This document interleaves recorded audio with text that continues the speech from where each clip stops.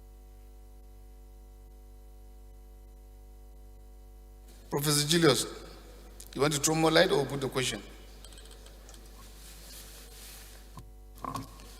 Mr. Speaker, thank you for the opportunity to say one or two additional words.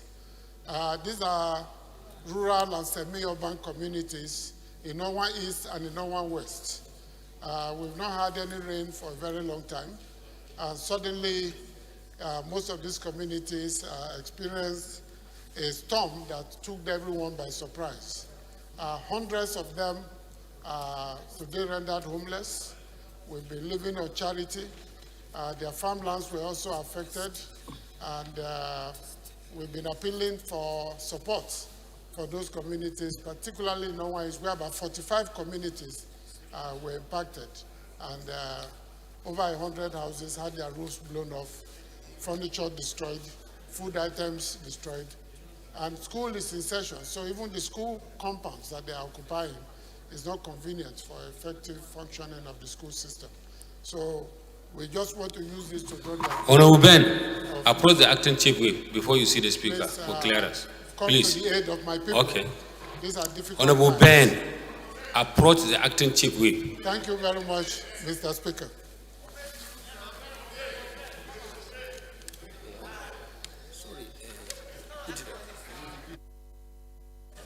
Respected colleagues, those in favor of the motion say aye. Against say nay. The ayes have it.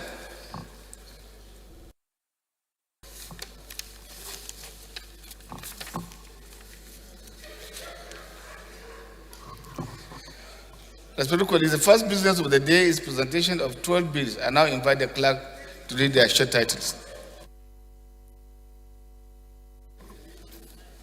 Right Honorable Speaker, honorable members, Appropriation Act 2021 Amendment Bill 2020, first reading. Federal College of Technology, Federal College of Health Technology, Benishek, Borno State Establishment Bill 2022, first reading. Joint Admissions and Matriculation Board Act Repeal Bill 2022, first reading. National Youth Service Corps Act Amendment Bill 2022, first reading. Family Economic Advancement Act Amendment Bill 2022, first reading. Money Laundering Prevention and Prohibition Bill 2022, first reading. Public Complaints Commission Bill 2022, first reading. Federal College of Education, Ikea Dolo, Edo State Establishment Bill 2022, first reading. Institute of Information and Communication Technology, Iwo, Osun State Bill 2022, first reading. Federal Medical Center, Uli, Anambra State Establishment Bill 2022, first reading. National Point of Sales Management Commission Bill 2022, first reading. Nigeria Sovereign Investment Authority Act Amendment Bill 2022, first reading.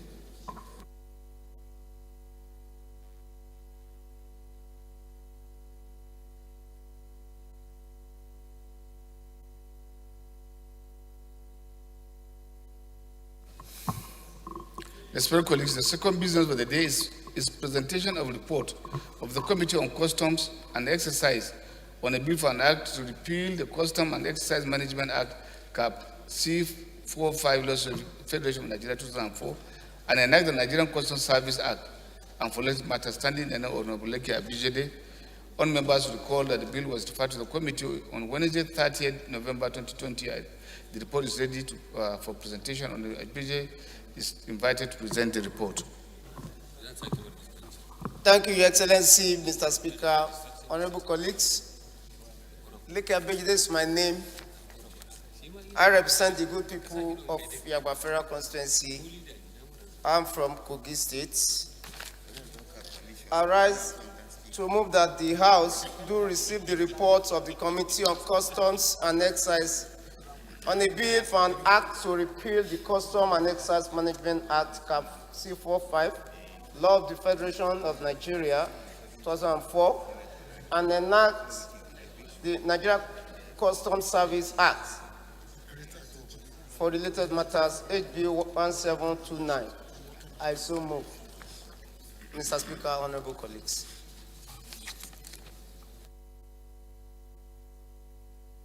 Seconder. Yes. Thank you, Mr. Speaker.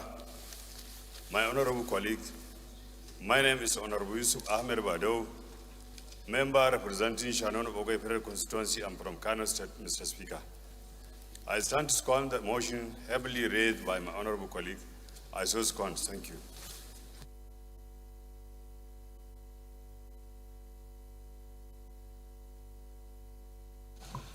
Honorable Zanna, you come late and you are distracting the sitting. Honorable Zanna. Honorable those in favor of the motion say aye. Against say nay. The ayes have it. Honorable Lake, go ahead and lay a report.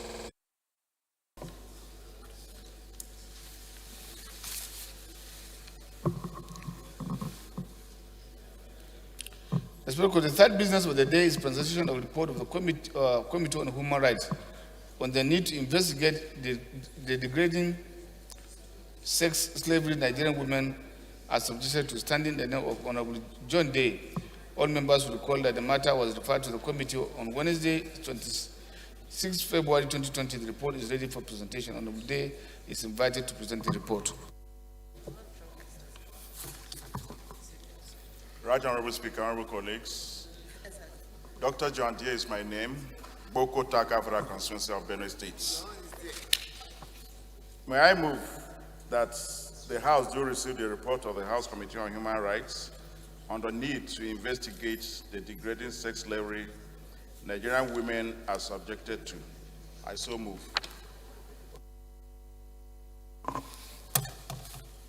Thank you, Mr. Speaker. I remain Honorable Ndodi Godwin Elmelu, and I represent the good people of Anyocho Federal Constituency. I'm very gender sensitive. And based on that, I rise to second the motion moved by my colleague, Honorable John Day. I so second.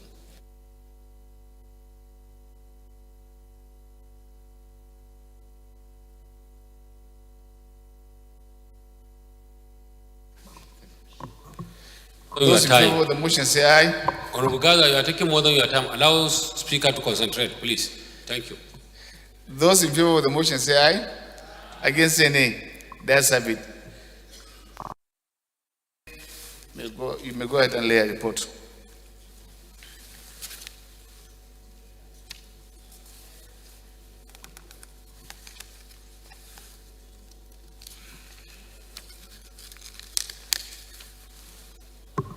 Respected colleagues, the first order of the day is commencement of debate on the general principle of a bill for an act to amend the Appropriation Act 2021 in order to extend the implementation year and capital component of the Appropriation Act 2021 from 31st March 2022 to 31st May 2022, and for related matters standing the Honorable Garba Alhassan Ado. Honorable members will recall the bill was read the first time on Wednesday, 6th April 2022. I now invite Honorable Ado to move that the bill be read the second time. Sadona. Honorable Zana, stop answering telephone. Stop answering your phone. Sadona.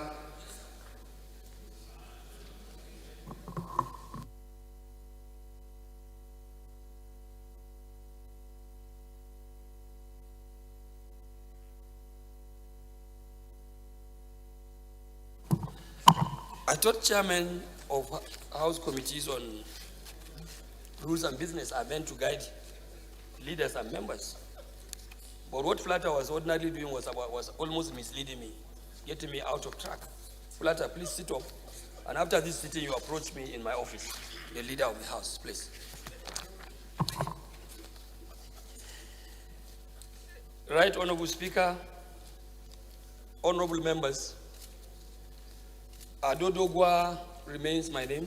Mr. Speaker, I represent the good people of Tudunwada, Dogwa Federal Constituency. Mr. Speaker, honorable members, I am from Kano State. I rise as directed by the Speaker to move that a bill for an act to amend the Appropriation Act 2021 in order to extend the implementation year of the capital component of the Appropriation Act 2021 from 31st of March 2022 to 31st of May 2022, and for related matters, HB 1942 be taken for the second time. Mr. Speaker, honorable members, I so respectfully move. Yes. It's supposed to be, no, minority leader. It's appropriation. I think we are working together, so don't pretend that you didn't hear Sadona's presentation. Thank you, Mr. Speaker. I remain Honorable Ndudi Godwin Elmelu, and I represent the good people of Anyochoshimili Federal Constituency. I'm from Delta State. I rise to second the motion moved by the House Leader. I so second. Only work together when there is nothing at stake between APC and PDP. One, you have more stake than some of us. I believe so. Yes, leader, you want to add value? Mr. Speaker, honorable members, I want to believe that this is a straightforward bill, which of course traditionally is intended to allow for completion and accomplishment of some of our capital projects as projected in the outgoing year. Mr. Speaker, it's a tradition because we have always had this kind of consideration to allow the government to be able to run a full package of its capital component in the budget. And for those reasons, Mr. Speaker, our sister chamber, the Senate, has done the same. And I want to understand that our colleagues can understand, in the spirit of that bicameral existence of this institution, that this bill should go with the speed of the light. I want to believe, Mr. Speaker, it is in the interest of our people to have the government perfectly accomplish some of its capital components in the budget so that we can be able to deliver. Honorable Angela Dima, come back to your seat, please. Can be able to deliver on the promises we have made to our people, most especially on some capital issues that have to do with the funding of our security apparatus, some infrastructural development, construction, and all other things that may be of importance to the people of the country. I think will have a very good boost if this bill is considered and we have our Appropriation Act 2021 extended by 30 days. Mr. Speaker, honorable members, this is my take, and I hope honorable members will see reason to allow this to pass with the speed of the light. Thank you, and God bless the Federal Republic of Nigeria.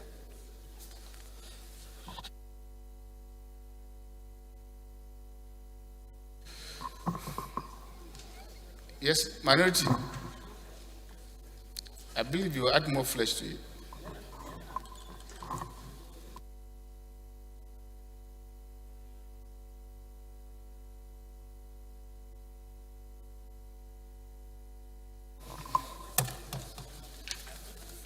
Thank you, Mr. Speaker. I remain Honorable Ndudi Godwin Elmelu, and I represent the good people of Anyochoshimili Federal Constituency. Mr. Speaker, this bill is very, very self-explanatory.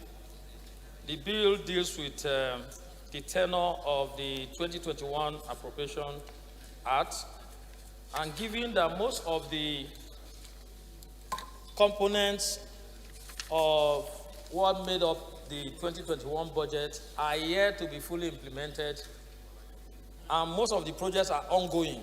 In effect, it means that if you stop it, it will have a very bad effect on those projects that are ongoing. Hence, this idea of bringing it up for the parliament that has the only sole right to alter the budget, the appropriation, has been brought before us to do that. So the essence of this is to do justice to this bill and ensure that both chambers passes it for the sake of extending the time to enable those ongoing projects to be completed. And if that happens, it will yield a multiplier effect on our people, because we are here to represent their interests. The interest of our people is very paramount. And if I may just say that also, that when this happens and those projects are completed in our various constituencies, in our various states, it will, of course, show that there are federal presence in those various constituencies. So I want to support this bill that it goes for second reading to allow the Committee on Appropriation to be expeditious and bring it back here for consideration. I so submit. Respected colleagues, like enumerated by the leader of the House, Adonang Rano, and the leader of the minority, the smallest group within us, I believe it's very important for us to have this bill, and the only correction is that the adjustment is to take care of 2 The months. smallest group that you're always following. We did the convention, you followed us. We didn't have issue, you try to make sure that you don't have issue. Well, Go on, sir. I believe you will say congratulations to the APC family for the wonderful convention. For following us. Ever, by any big You have party not in even the started country. selling form. We're almost at the point of doing screening. Thank you. So, those in favor of the motion say aye. Against say nay. The ayes have it. Is invited to read the long title of the bill. Honorable Halims, you are not properly dressed. You are not properly dressed, please. Thank you. Remove that pressing cap. You are not supposed to come to the chambers with pressing cap. Thank you. Right, Honorable Speaker, honorable members. A bill for an act to amend the Appropriations Act 2021 in order to extend the implementation year of the capital component of the Appropriations Act 2021 from 31st March 2022 to 31st May 2022 and for related matters. Second reading.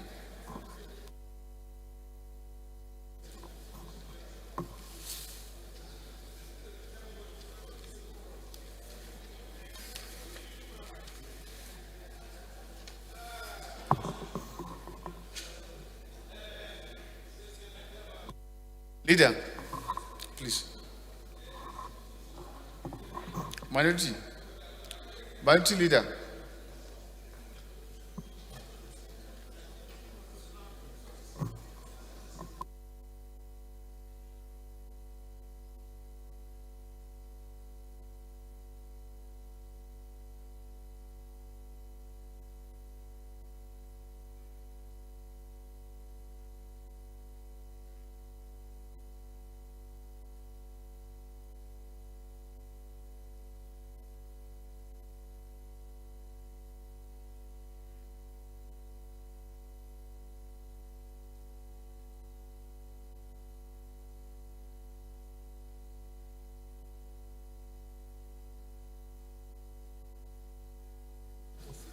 Honorable Rotimi, dismount that your group. Honorable Rotimi,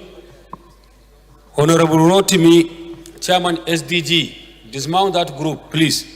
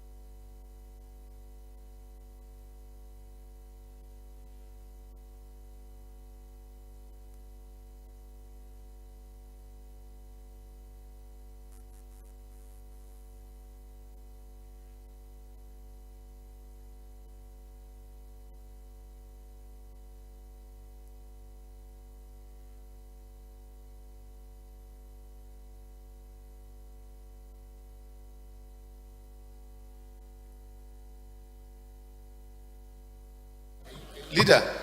Honorable Mani, please take your seat.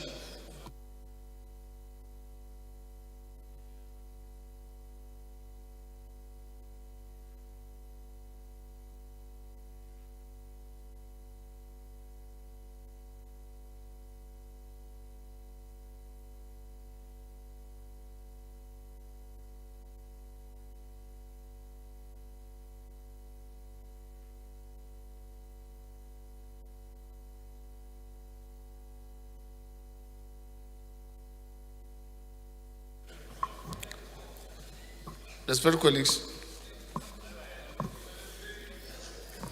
Comrade, you come late and you are distracting the city. Comrade.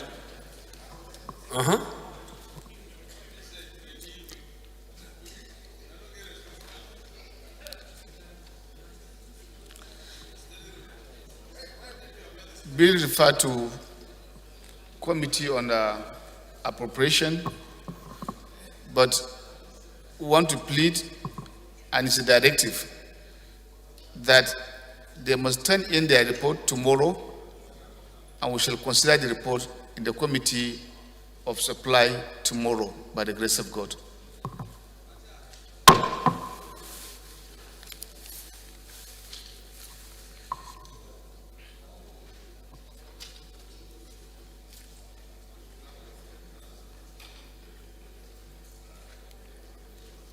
Respected colleagues, the second order of the day is commencement of debate on the general principle of bill for an act to amend the Chartered Institute of Bankers of Nigeria, ACAP, C8 Laws of Federation of Nigeria, 2004, vesting the appellant jurisdiction of the Federal High Court and for related matters standing in the name of Nkiruka Oyejocha. Honorable members will recall that the bill was referred to the was read the first time on Tuesday, 7 November 2021. 2021, July 2021. And I invite Joshua to move, Nkiruka to move that the bill be read second time. Mr. Speaker, honorable colleagues, it seems Honorable Nkiruka is not on the floor. I move the second reading of the bill be stepped down by the leave of the House. I so move, Mr. Speaker. Bill second reading is stepped down by the leave of the House. Respected colleagues,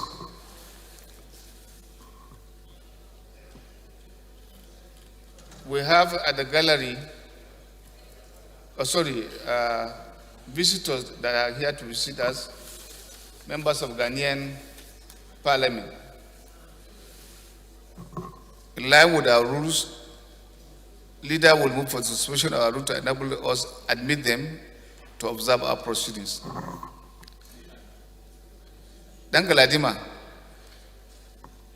allow leader to do and perform his functions. Mr. Speaker, honorable members,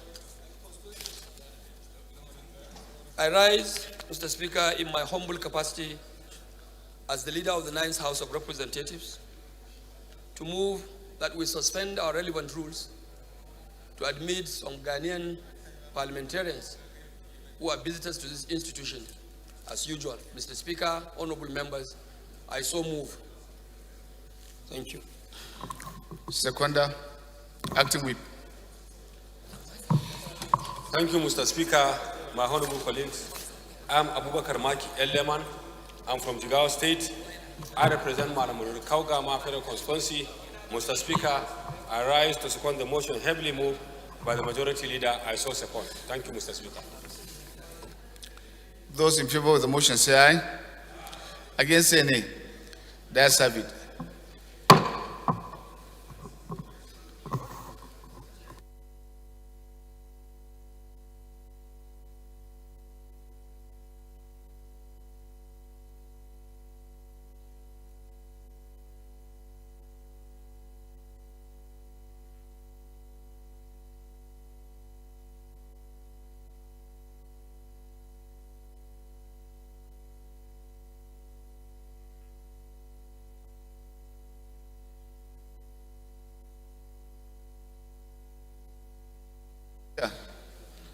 Leader, your attention, please.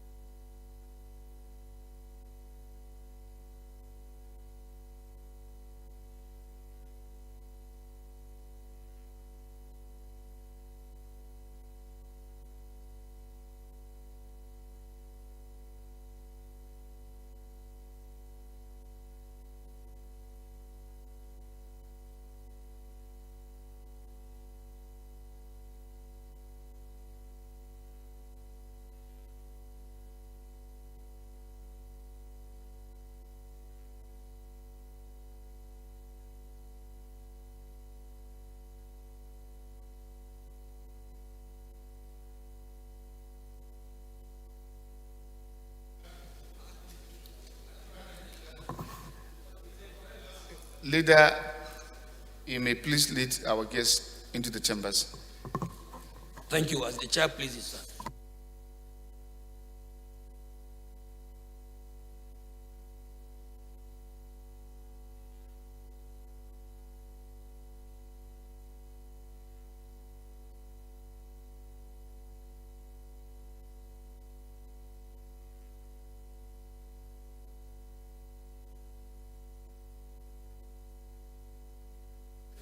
Respected colleagues, the third order of the day is commencement of debate on the general principle of Bill for an Act to establish Federal Polytechnic, IAD, Oyo State, and to make comprehensive provisions for its due management and administration and following matters standing the name of Honorable Odebumi Oleshegun. All members will recall that the bill was read the first time on Thursday, 28th January 2022, and now invite Honorable Oleshegun to move that the bill be read the second time.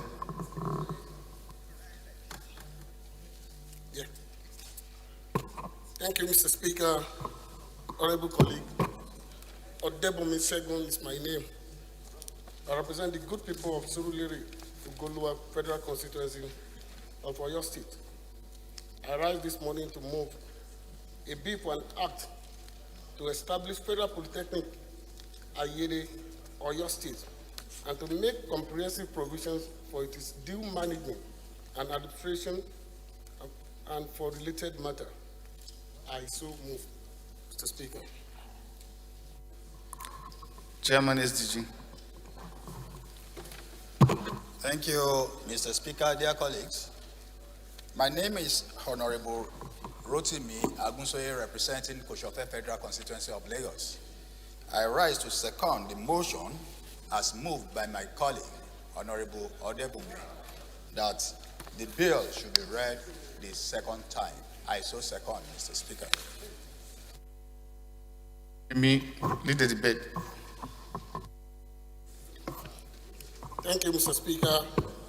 I remain Odebumi Oleshegun, member representing Surulere Ugolua Federal Constituency area of Oyo State. Mr. Speaker, honorable colleagues, the bill for an act to establish the Federal Polytechnic Ayede, Oyo State, to provide full-time courses, teaching, instructions, and training in technologies, applied and physical science, arts, social science, humanity, and management, and to provide for the appointment of directors and other officers of the Polytechnic to carry out the administration of and the disciplines of the students of the college and the related matter.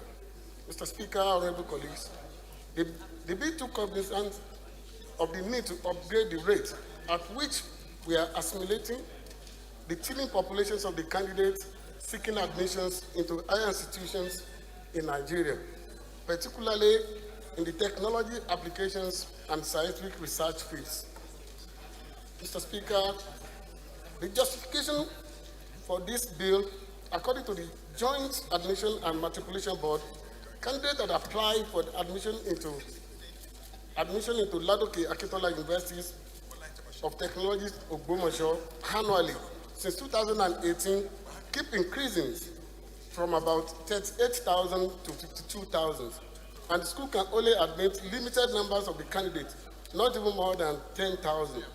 And the same goes to all institutions under the regulations of boards and commissions. The maximum capacity of the existing institutions is grossly inadequate to assimilate the teeming populations of the candidates seeking for the admission into higher institutions. Although the establishment of Federal Polytechnic Ayede has been declared by the President Muhammadu Buhari, however, the legal framework is of high importance, goes by the principle of separations of power in a constitutional democracy like ours.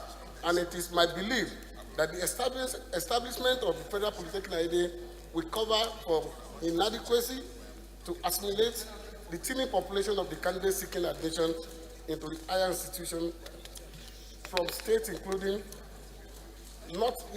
but not limited to Oyo State, Osun, Ogun, Ondo, Ekiti, Kwara State, and other neighboring states and beyond. The bill consists of 23 sections plus one schedule of the regulations of the proceedings of the Polytechnic Council. Mr. Speaker, this is the small brief about the bills. Like I said in my submissions, that the bill, the Polytechnic has been declared by the President, and there's need for this House to have a legal framework for the institutions, and that's why I'm moving in today. Thank you, Mr. Speaker, for this privilege. Thank you. Respected colleagues, the question now the bill liberates content. Those in favor say aye. Against say nay. The ayes have it. Clerk is invited to read the long title of the bill. Right Honorable Speaker, honorable members, a bill for an act to establish Federal Polytechnic Ayede, Oyo State, and to make comprehensive provision for its due management and administration and for related matters. Second reading. Bill referred to Committee on Tertiary Education and Services.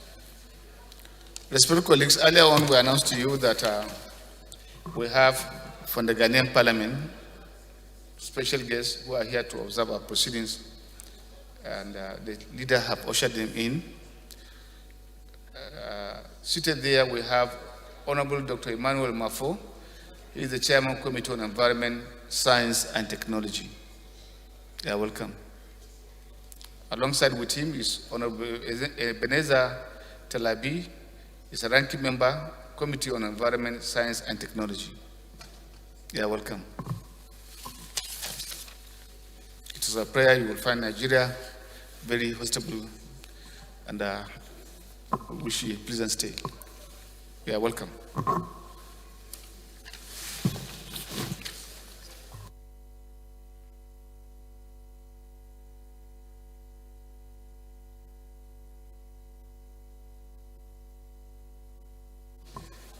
Respected colleagues, the fourth order of the day is commencement of debate on the general principle of bill for an act to establish Halil and Toro University of Fisheries and Agriculture, New Busa, to promote science-based research in fisheries and agriculture and for matters. Standing in name of Jafar Muhammad, all members who recall the bill was read the first time on Tuesday, 7 December 2021, and I invite Honorable Muhammad to move that the bill be read the second time.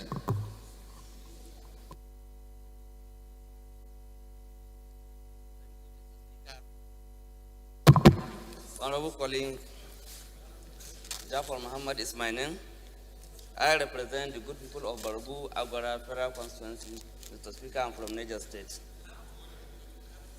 Mr. Speaker, I rise to present a bill for an act to establish Hollywood and Toro University of Fisheries and Aquaculture, New Busa, to promote science-based research in fisheries and aquaculture and for related matters. HB 1762. I so move. Seconder. Yes, sir.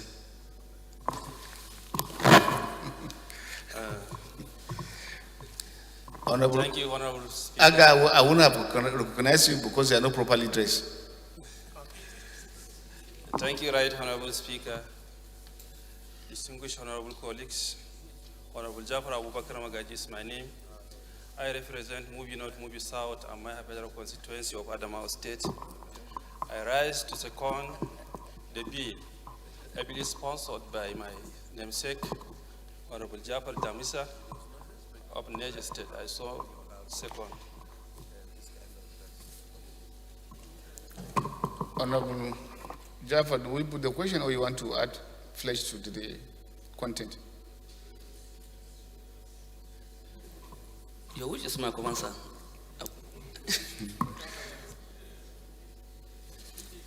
Those in favor that the bill be read to content say aye. Against say nay. That's it. Clerk is invited to read the long title of the bill. Right Honorable Speaker, honorable members, a bill for an act to establish Hollywood and Toro University of Fisheries and Aquaculture, New Busa, to promote science-based research in fisheries and aquaculture and for related matters. Second reading. Jafar, you have to appreciate the House for this pre-kick. It's a free kick. Bill referred to Committee on Agricultural Colleges and Infrastructures.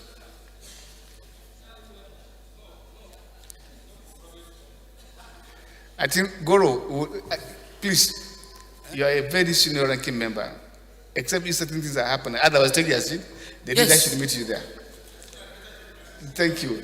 Thank you. Goro, if you want to see a minority member, you can ask him to meet you in your seat. Yeah. Or he should see you, please. All other protocols observed.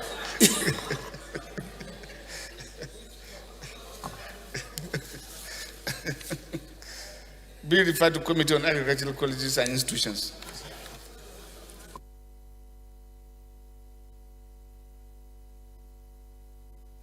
Respected colleagues, the fifth order of the day is commencement debate on general principle of a bill for an act to provide for the establishment of Federal College of Federal Center, Cancer Center, Toro, Bauchi State, and for late matters. Standing in Honorable Muda Lawal Umar, all members recall the bill was read the first time on Thursday, 28 January 2022, and now invite Honorable Umar to move that the bill be read the second time.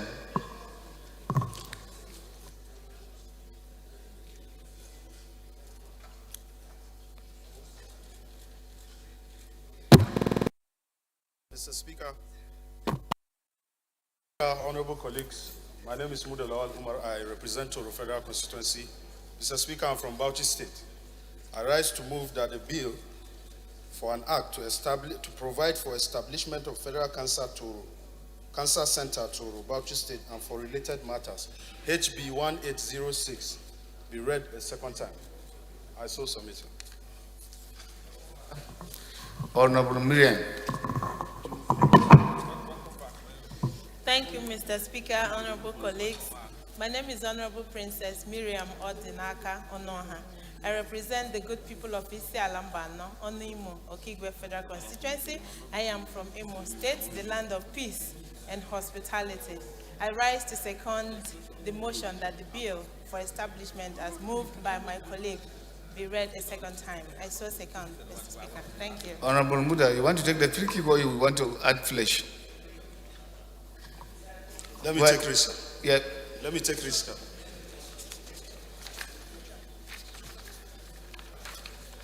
Mr. Speaker, allow me to read my You have the floor. Okay.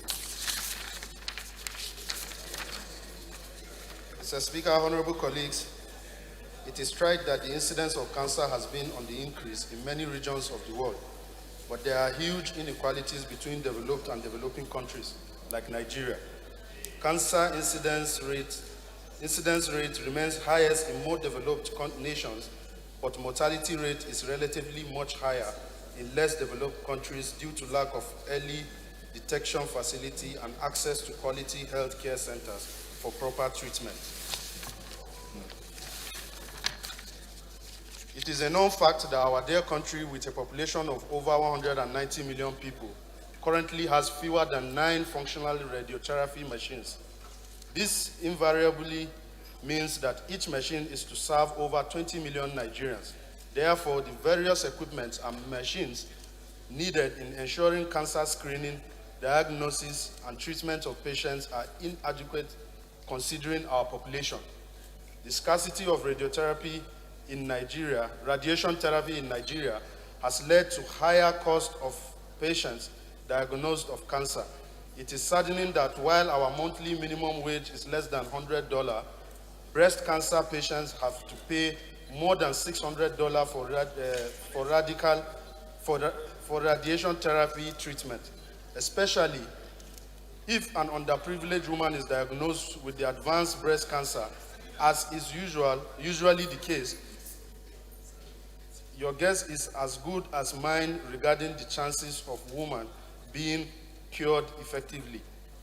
Mr. Speaker, honorable colleagues, Toro local government area of Bauchi State, where the cancer center is proposed to be sited, is arguably the largest local government area in Nigeria and served as a link between Plateau State, Kano State, Kaduna State, and other states within the northeastern regions of Nigeria.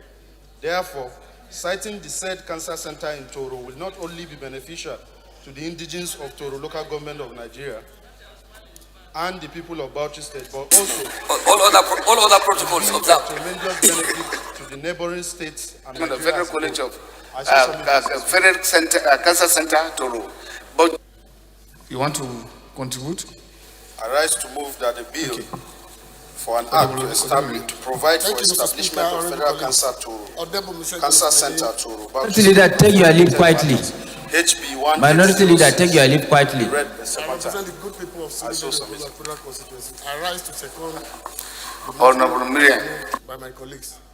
I so move, Mr. Speaker. I so second. Are you sure this is where we are?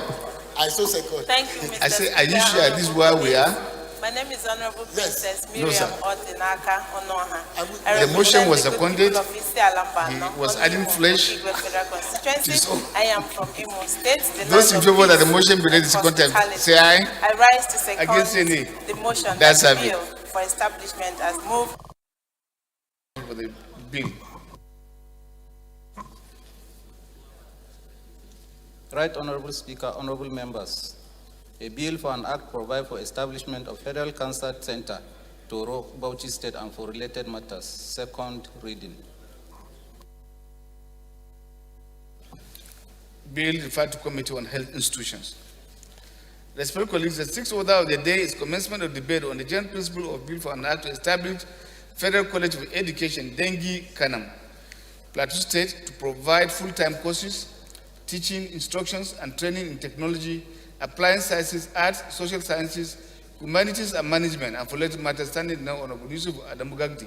All members will recall the bill was read the first time on Thursday, 20th January 2022, and I invite Honorable Umar Yusuf to move that the bill be read second time. Mr. Speaker, honorable members, I'm Yusuf Adamu Gagdi. I represent Panshinkanke Kanam Federal Constituency. I rise to move that the bill for an act to establish Federal College of Education, Dengi, Kanam, Plateau State, to provide for full-time courses, teaching, instructions, and training in technology, applied sciences, art and social sciences, humanities, and management, and for related matters, HB 1871. To be read for second time, I so move, Mr. Speaker. Seconder? Yes, Maki. I will have gone somewhere, not you. Thank you, Mr. Speaker. My honorable colleagues, I'm Abubakar Maki Eleman. I'm from Jigawa State. I represent Madam Rulu Kaugama Federal Constituency. Mr. Speaker, I rise to second the motion heavily moved by my honorable colleague Yusuf Adamu Gadi for a bill for an act to establish Federal College of Education, Dengin, Kanan, Dengi, not Dengi, Dengi. Dengin, Kanan, Plateau State, to provide full-time courses, teaching, instruction, and training. I so second, Mr. Speaker. Thank you. Honorable Gagdi. Mr. Speaker, honorable members, once more, I'm Yusuf Adamu Gagdi. I represent Panshinkanke Kanam Federal Constituency of Plateau State. Mr. Speaker, honorable colleagues, permit me to lead the debate on the general principle of the bill for an act to establish Federal College of Education, Dengi, Kanam. You will recall that this bill was read for the second time on this hallowed chamber. My respected colleagues, this is a very straightforward piece of legislation that seeks to establish the Federal College of Education, Dengi, Kanam, Plateau State, to ensure equity, access to tertiary education in the country, make comprehensive provisions for its management and administration with restricted programs and limited and focused departments to aid the development, the educational development, and improve on the technical manpower in Plateau State and Nigeria at large.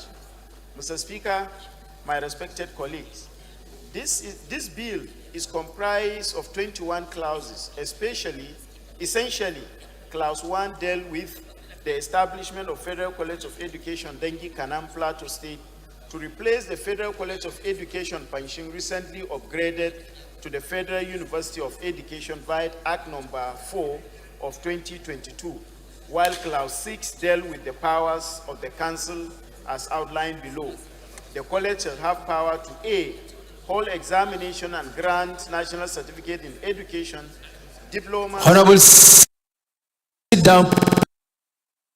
The college shall have power to hold examinations and grant National Certificate in Education (NCE), diplomas, professional certificate, and other distinctions to persons who have pursued courses of studies approved and accredited by the National Commission for Colleges of Education (NCC). B, to hold examination in education for qualified teachers. C, Mr. Speaker, to recruit staffs and determine structure of such staff. D, demand and receive from any student or any other person attending the college for the purpose of instruction such fee as council may wish the prior approval of the minister from time to time and determine. D.E. hold public lectures and undertake printing, publishing, and sealing of books. F. award fellowship, medals, prizes, and other titles. G. establish, maintain such school and other teaching units with the college or extra-mutual department as the council may from time to time determine. H. erect, provide, equip, maintain such educational, recreational, and residential facilities as the college may require. I. create lectureship and other academic posts and offices and to make appointment accordingly. J. receive and make the gift. K. enter into such contract as may be necessary or expedient for carrying into effect the objective of the college and many other functions. In conclusion, Mr. Speaker, my respected colleagues, the need to encourage teaching education in Nigeria cannot be overemphasized. Hence, the urgent need to replace the Federal College of Education functioning in Plateau State with the policy program on education. I so move, Mr. Speaker. Thank you. I believe it's a very straightforward bill, and from the content of what he has given us, it's a television bill. I will beg that we put the question. Those in favor that the bill be read a second time, say aye. Against, say nay. The ayes have it. Tertiary education and services. Colleagues,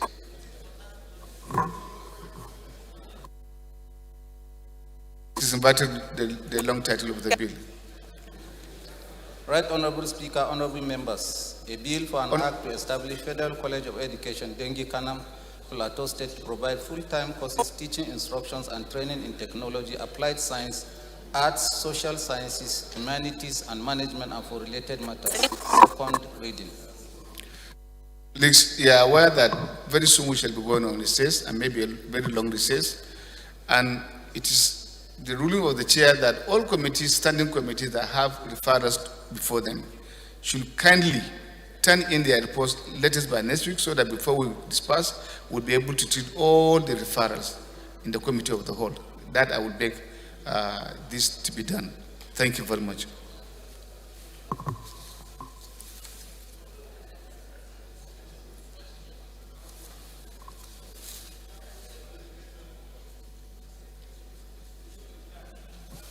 The special the seventh order of the day is a motion on need to reconstruct the old Douglas Owore Port Harcourt Road, standing in Honorable Bede Eke. Honorable Eke is invited to make the motion. Honorable Leki. Yes. Honorable Leki. You know, by our rules, you can't stay on the gangway. Thank you. Thank you. Right Honorable Speaker. Marine. Honorable Marine. Solomon. Please take that seat.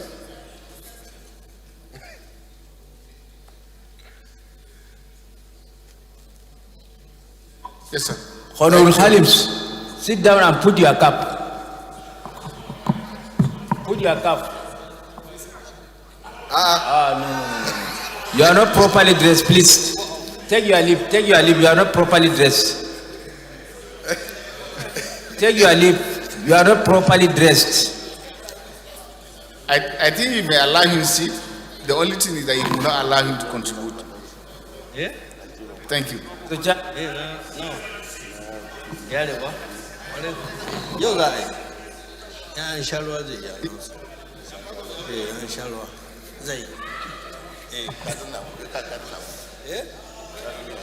Thank you, Right Honorable colleagues. My name is Honorable Bit Uchenna Eke. I represent the good people of Abombise, Ngopala Federal Constituency. Mr. Speaker, distinguished colleagues, this is a motion on the need to reconstruct the old Ahmad Douglas Owerri Port Harcourt Road. The House notes the various efforts of government are creating enabling environments for businesses as well as the importance of road infrastructure to facilitate the movement of goods and services to prosper and better the lives of the citizens. The House also notes that the Owerri Port Harcourt Road was constructed in the colonial era and served as an administrative link road between the then Owerri District Commissioner, H.M. Douglas from Owerri in Imo State, and Sir Lewis Vernon Harcourt in Port Harcourt in Rivers State. Concerned that the road has been abandoned since independence, the former governor of Imo State, late Sir Sam Mbakwe, tried to rehabilitate the road. Unfortunately, the military intervention terminated that project. The House is also aware that the old road has a short and direct route from Imo International Cargo Airport to Port Harcourt International Airport in Rivers State, which, if reconstructed, will boost the movement of goods and services and shorten transportation time for the benefit of perishable agricultural goods, and also save costs in fuel and wear and tear of vehicles due to longer routes. Cognizant that when reconstructed, the road will have the capacity to transform the two oil-producing states of Imo and Rivers States into a huge business hub, particularly in agro-related businesses. The House therefore resolves to urge the Federal Ministry of Works and Housing to ensure funding for the reconstruction of Owerri Port Harcourt Road and make sure that it's captured in the 2023 budget estimates. 2, the House mandates the Committee on Works to ensure compliance. Mr. Speaker, distinguished colleagues, I so move. Thank you. Seconder, Honorable Alex. Mr. Speaker, Honorable colleague, my name is Dr. Alex Igbona. But they are asking you to stand up. I'm already standing, sir. I represent Abiyako Federal Constituency. I hereby second the motion as ably moved by my colleague from Imo State. I so second. Thank you. Respected colleagues, this is an infrastructure-related motion, so I now put the question. Those in favor of the motion say aye. Against say nay. That's have it.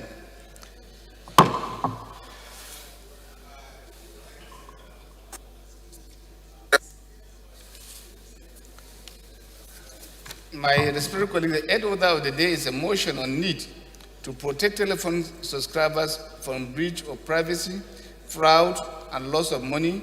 Standing and Honorable Ursula Steve Fatoba.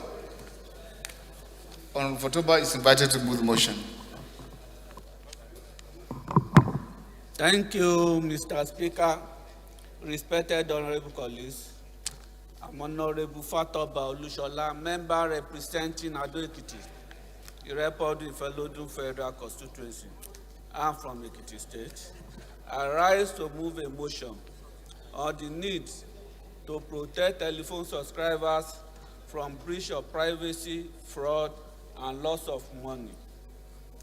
The House notes that by standard practice, telephone subscribers and email addresses are usually required to open a bank account. Also notes that in line with the regulation of the Nigerian Communication Commission on dormant and inactive lines, telecommunications companies have the right and may reassign SIM cards and phone numbers once they are inactive for some times without recourse to the previous owners, so long as they remain inactive for a set period.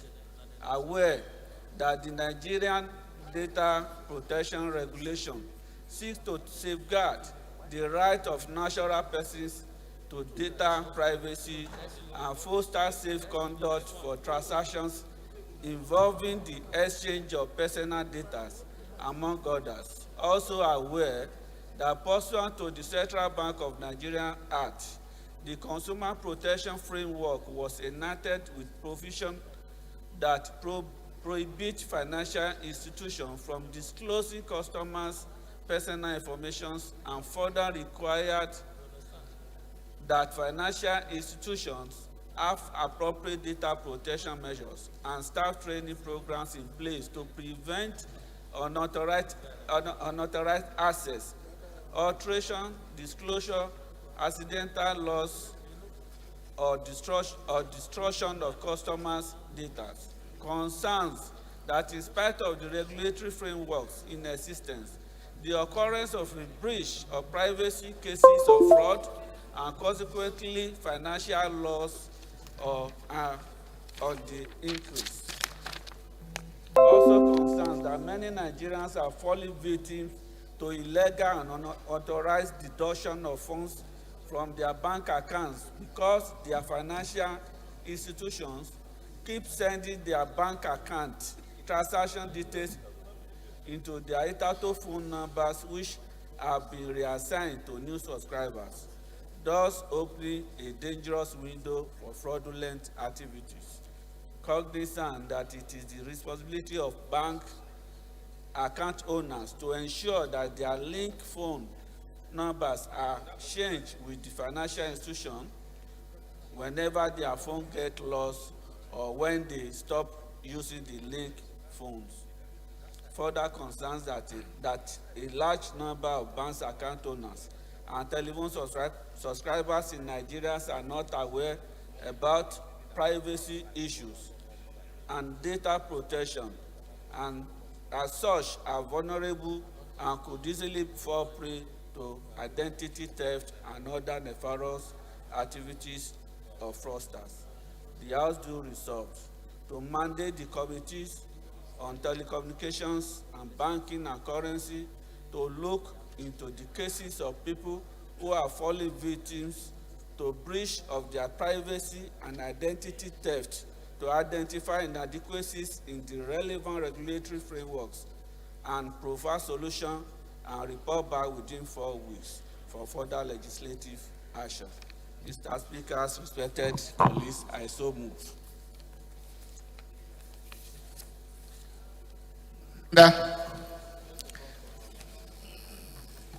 Yes, sir. Tanzania. Your Excellency, distinguished honorable colleagues, Honorable Tanzania, I represent the people of Balanga Plenary Federal Constituency. Your Excellency, I'm from Gombe State. Your Excellency, I rise at this moment to second the motion as heavily moved by Honorable Fatoba. I so second. Thank you. Yes, Gagdi. Mr. Speaker, my name is Yusuf Adamu Gagdi. I represent Panshinkanke Kanam Federal Constituency. I'm from Plateau State. Mr. Speaker, this motion is a very important one, particularly as it is directed toward protecting the people of Nigeria from being cheated by established agencies regarding to telecommunication activities of the various telecommunication companies and industry. And that is why, Mr. Speaker, the need for us to lend our voice on this cannot be overemphasized. Mr. Speaker, data. People make money from 1 naira to 2 and 3. By the time you underestimate those charges telecommunication subscribers are making on Nigerians, if you put in a committee today or ask Central Bank to give you the statistic of those money generated as a result of unused data or other subscription, you will see that we may not even need money to borrow and fund the budget for the Federal Republic of Nigeria. And such money is kept in the account of various telecommunication subscribers. It is important to approve the prayer of this motion in its entirety so that it helps us in protecting the peanuts that those subscribers and telecommunication industry will be deducting or will be keeping from unused data of subscribers.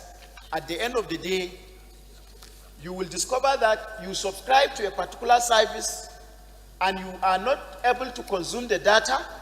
The data is not kept for you, nor returned to you, nor money amounting to that data is given to you. So in my own opinion, Mr. Speaker, this is quite important that telecommunication industry should know that we are here to protecting our people and protect what belongs to them.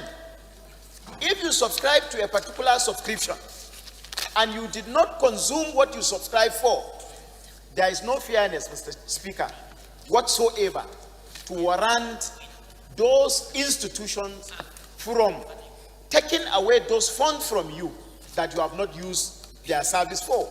So I, on behalf of the people of Panshinkanke Kanan Federal Constituency and Nigerians at large, Mr. Speaker, stand here to say that I'm in support of this motion from the beginning to the end, and the prayers of this motion should be sustained. Thank you, Mr. Speaker. Chibu. Honorable Speaker, honorable members, my name is Mohamed Tahir Monguno. I represent Marte Monguno, Ganze Federal Constituency of Borno State. Mr. Speaker, honorable members, this motion is apt and germane to what is obtainable in Nigeria today. There is serious breach of privacy in the operation of telecommunications companies, as well as protection of the relevant data of Nigerians that are in their custody. Mr. Speaker, honorable members, this translates to jealously guarding and protecting the fundamental human rights of Nigerians, the right to privacy. Telecommunication companies have access to all our data, and therefore it should be jealously protected so that no criminals should have access to those data and then use it for their fraudulent activities.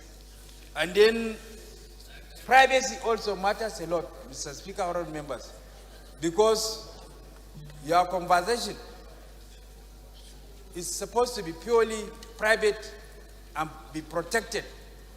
No individual that is unauthorized by law should have access to your privacy, whether in form of data or conversation using telecommunication with other Nigerians. So this motion, Mr. Speaker, honorable members, is apt and germane and translates to the protection of fundamental human rights of Nigerians, of right to privacy, and then the right to communicate without let or hindrance. Thank you. Colleagues, those in favor of the motion say aye. Against say nay. The ayes have it.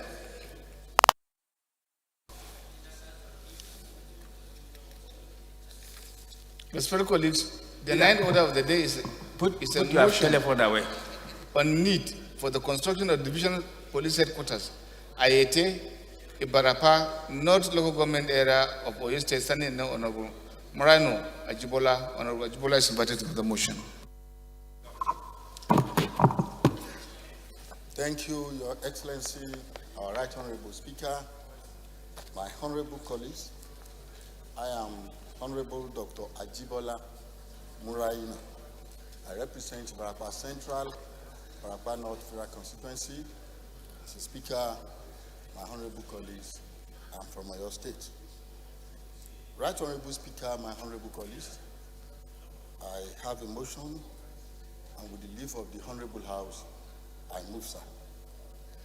The House notes that Ayete Town is the headquarters of the Barakwa North local government area in Oyo State, comprising Ayete Town and the adjacent communities of Agun Ojekunle, Ajelanwa, Akowe, Alagba, Alapala, Akpagbo, Elawu, Elewure, Bodiko, Aboko, Iki, Kajola, Shipa, Oba, Ojekunle, Okuba, Onipede, Okumu, amongst others. Also notes that Ibarapa North local government area shares boundaries with Ibarapa Central local government, Ibarapa East local government area, and Ishain local government area in Oyo State, and Ibadan North local government area of Ogun State, as well as the Republic of Benin. The House is aware that in the last 10 years, Ibarapa North local government area, including Ayete Town, has experienced several violent attacks allegedly perpetrated by bandits and other criminals, resulting in the loss of lives and properties worth billions of naira. The House is also aware that Ibarapa North local government area has witnessed skirmishes between men of the Nigerian Customs Service and suspected smugglers due to its proximity to the Republic of Benin. The House is further aware that the 2021 crisis in the Ibarapa North local government area almost degenerated into a national crisis, but for the intervention of men of the Nigerian Police Force, Amotekun Corps, and the Oyo State government. The House observes that when the crisis erupted in the Ibarapa North local government area, police officers and other law enforcement agents were deployed from Ibadan and other places to restore normalcy and maintain peace. But they mostly arrived after the havoc had already been wreaked. The House is concerned that after peace is restored, the police and other security agents deployed in the area return to their place of primary deployment, thus leaving the affected communities vulnerable to fresh attacks.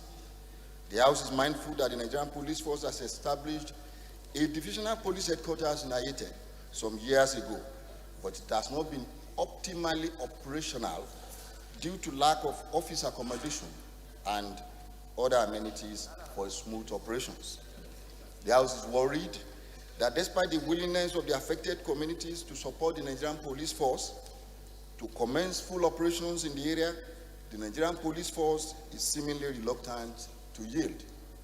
The House is cognizant that in order to put a permanent stop to the incessant attacks and other security concerns in the Ibarapa North local government area, the Nigerian Police Force needs to construct a divisional police headquarters at Ayete to create a conducive working environment for its personnel. The House resolves, 1, to urge the Nigerian Police Force to construct divisional police headquarters at Ayete Town, the headquarters of Ibarapa North local government area of Oyo State. 2, to mandate the committees on appropriation, finance, and police affairs to include the construction of the divisional police headquarters at Ayete Town, the headquarters of Ibarapa North local government area of Oyo State in the 2021 budget estimates. 3, the House also mandates the committees on appropriation, finance, police affairs, and legislative compliance to liaise with the Budget Office of the Federation, Ministry of Finance, Ministry of Police Affairs to ensure compliance. Our Right Honorable Speaker, my honorable colleagues, I move in terms of my motion papers. I beg to move, sir. Mazi.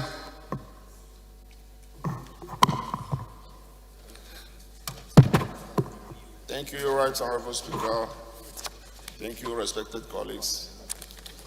Vincent Ekene Delijubu Ofumel is my name. I represent Oyi Ayam Federal Constituency. I am from Anambra State. You didn't give us your title. Why are you wearing that cap? Mr. Speaker, my title is Ofumelu. Mr. Speaker, I rise to second the motion as moved by Honorable Ajibola, my colleague. I so second, Mr. Speaker. Thank you, Mr. Speaker. Thank you, honorable colleagues. Respected colleagues, this is an infrastructure-related motion, so I now put the question. Those in favor of the motion say aye. Against say nay. The ayes have it.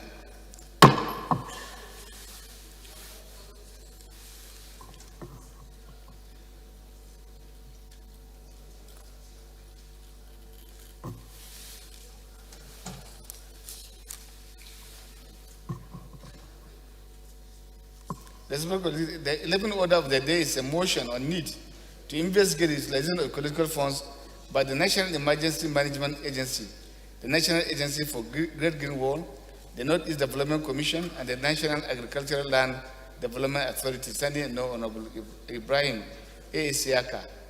Honorable Siaka is invited to move the motion.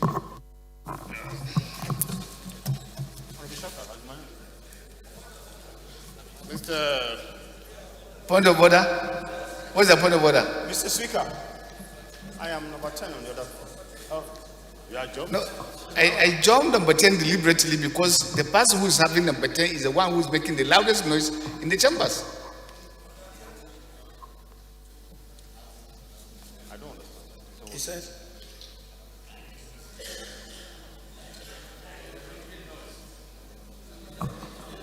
Where is he in our other paper? Where is he in our other paper? So where is he? You are supposed to listen to speaker, listen to everybody in silence. Well, listen, I thought I heard you call my name. No. That's why, because you are making noise, you didn't even know that the motion was not even a motion. No, but Mr. Speaker, I was discussing the motion with my colleague. So you are not affirming the position of the speaker. Okay, but Mr. Speaker, this is not in the other paper. Or rather in our rules. No, by our rules, we are supposed to work it out. It's there. If you want me to read it, I will read it for you. So that you should understand the consequences of making noise. Mr. Speaker, this is, if we want to add this to our Not add it. I'm fine with it. Not add it. I know you have the authority because you are presiding, but I was listed here, Mr. Speaker. Are you threatening me? Say but. No, I'm not threatening you, but what I'm saying, if it's not in our rules, why should I? No, it's in our rules to listen to our colleagues in silence. No, but was I the only one talking? You affirm. I have a motion, but then why was I the only person talking in this chamber? No, let's be fair. My brother, Mr. Speaker, was I the only person talking here now? If you want to dramatize it, I will help you. No, there's no drama. I don't understand. You are presiding. You have the authority to say I will not take it. But what I'm saying, what is fair is fair. I can't be. My motion is listed, and I am here to take it.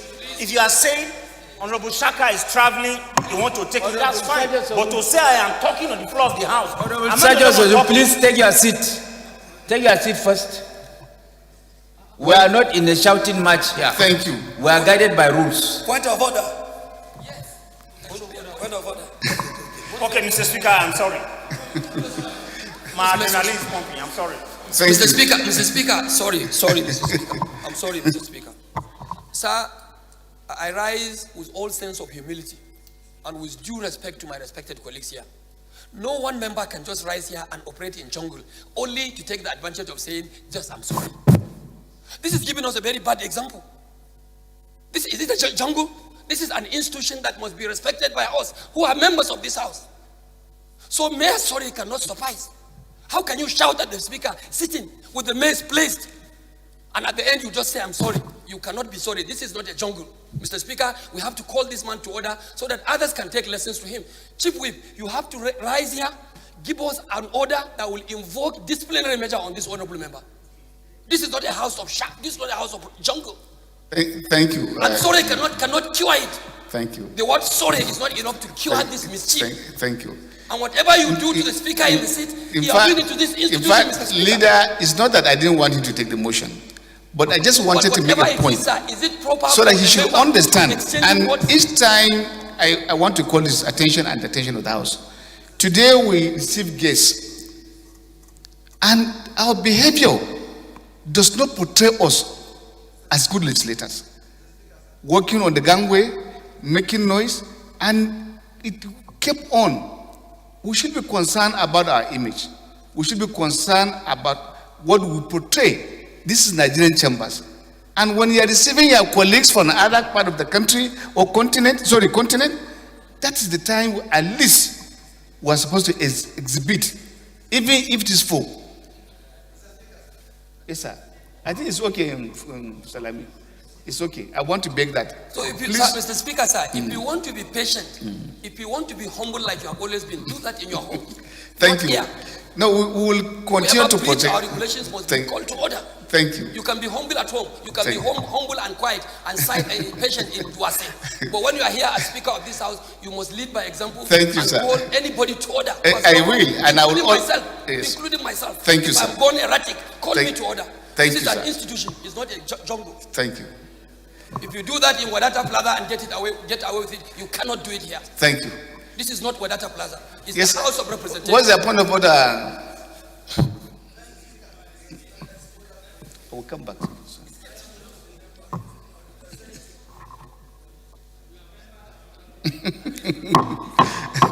Yes, sir.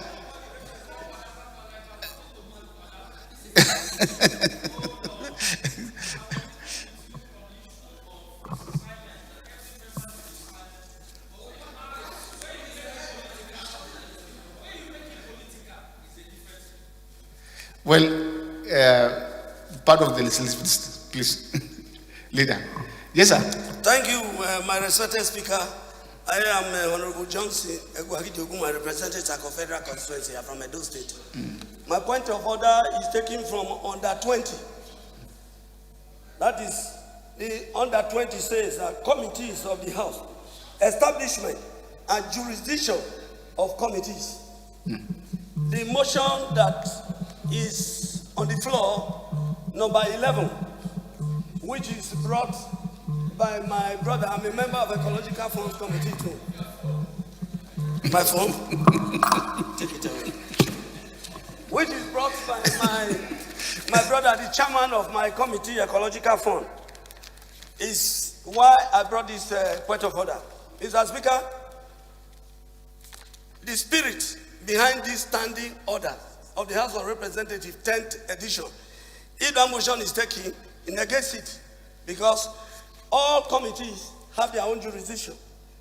Ecological Fund Office, Mr. Speaker, this Committee on Ecological Fund is to oversight Ecological Fund. Green Wall is under environment. Under page 164 says that the Committee on Environment will oversight Green Wall. Northeast Development Commission oversight Northeast. The Committee oversight Northeast Development Commission. NEMA, the same thing.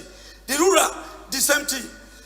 If Ecological Fund Office, a committee that is sent up to oversight it, will now want to take over the functions of other committees, this motion negates it. Why am I saying it, Mr. Speaker? It is not just NEMA, Green Wall, Northeast Development, the rural, also local government and states draw from Ecological Fund by law. It is by law, not by motion. Well, Honorable Comrade, I think you are not in order at all. If you go through your own House standing order, the same standing order you are referring to. I have it. Yes, sir. Thank you. Turn to page 162. 162, I'm there. You have Committee on Environment. Yes. And your jurisdictions are very clear. Oversight the Ministry of Environment, responsible for environment and its processes. Oversight the National Oil Spill Detection Agency, control of industrial waste, control of toxic waste, and hazardous waste, dumping by industrialized nations, control of waste pollution, initialization of policy on clean environment for the country, environmental sanitation. So, excuse me. Yes. Control of the discussion, and then Joseph Smith destruction and environmental matters generally, pollution, environmental research, erosion study, Yes. oversight of the National Agency for Green War. That is it. Thank you. Oversighting that one. Theirs is to track whatever fund that ecological is giving. They are not coming to tell you the quality of work you have done, your procedure in environment as to whether it's correct or not. No, this is what is the intent of that motion. Their functions. Yes, sir. Let's hear their functions too. Thank you. Their responsibility. Please. You are not on the floor. Wait, my brother.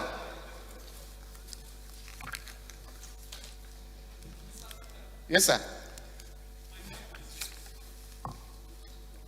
What I will go into the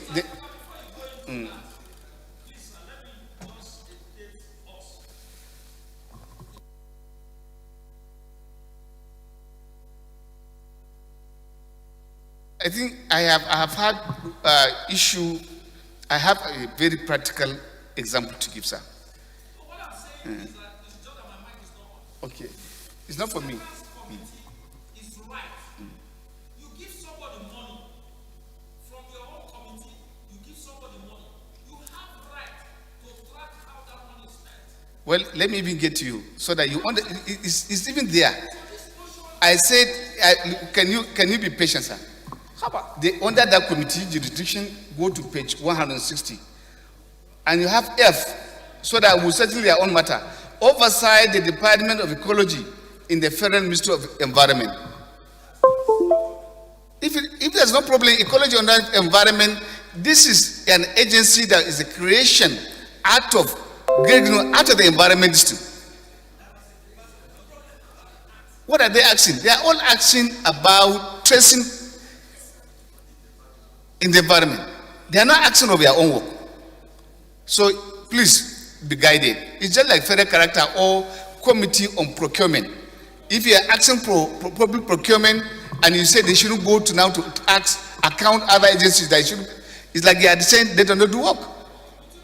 Or insurance. They go into departments to do the things that are in the various departments as part of their schedule. So you are ruled out of order.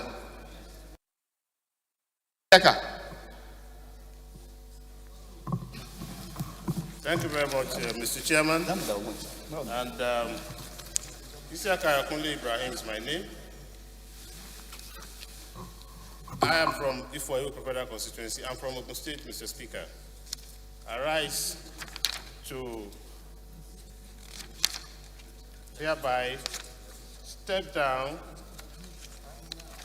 the motion number 11 for further consultation on the need to investigate the utilization of ecological funds by the National Emergency Management Agency, National Agency for Great Green Wall. I thought we spoke, Isiaka. Yes, sir. And you were to hit with advice. Okay. So we call you not to move the motion. No, I said I'm stepping it down, sir. Thank you. Motion stepped down by the leader of the House. Thank you very much, sir. So you didn't need to make the noise. Mr. Speaker. I'm coming back to you. No, I needed. Are we not going?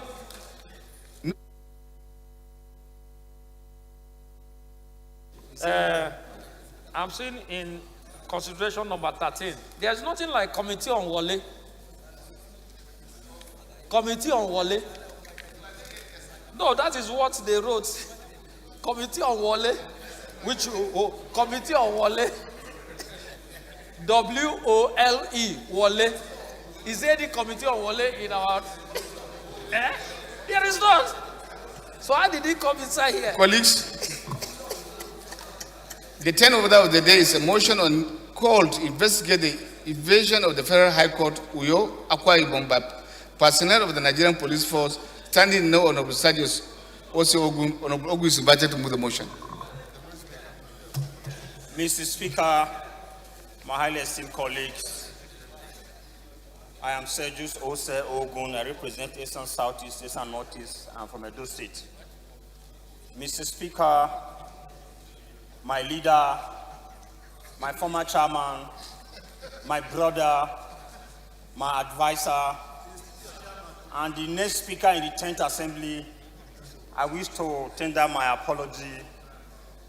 Mr. Speaker, I took conflict this morning with a lot of sugar, so my adrenaline was pumping. I am sorry, sir. Having said that, Mr. Speaker, I rise to move this motion in good faith. The House notes that Section 2 of the Constitution of the Federal... Well, Honorable Indedu. Because I'm considering crossing to APC. Because minority leader. Reality.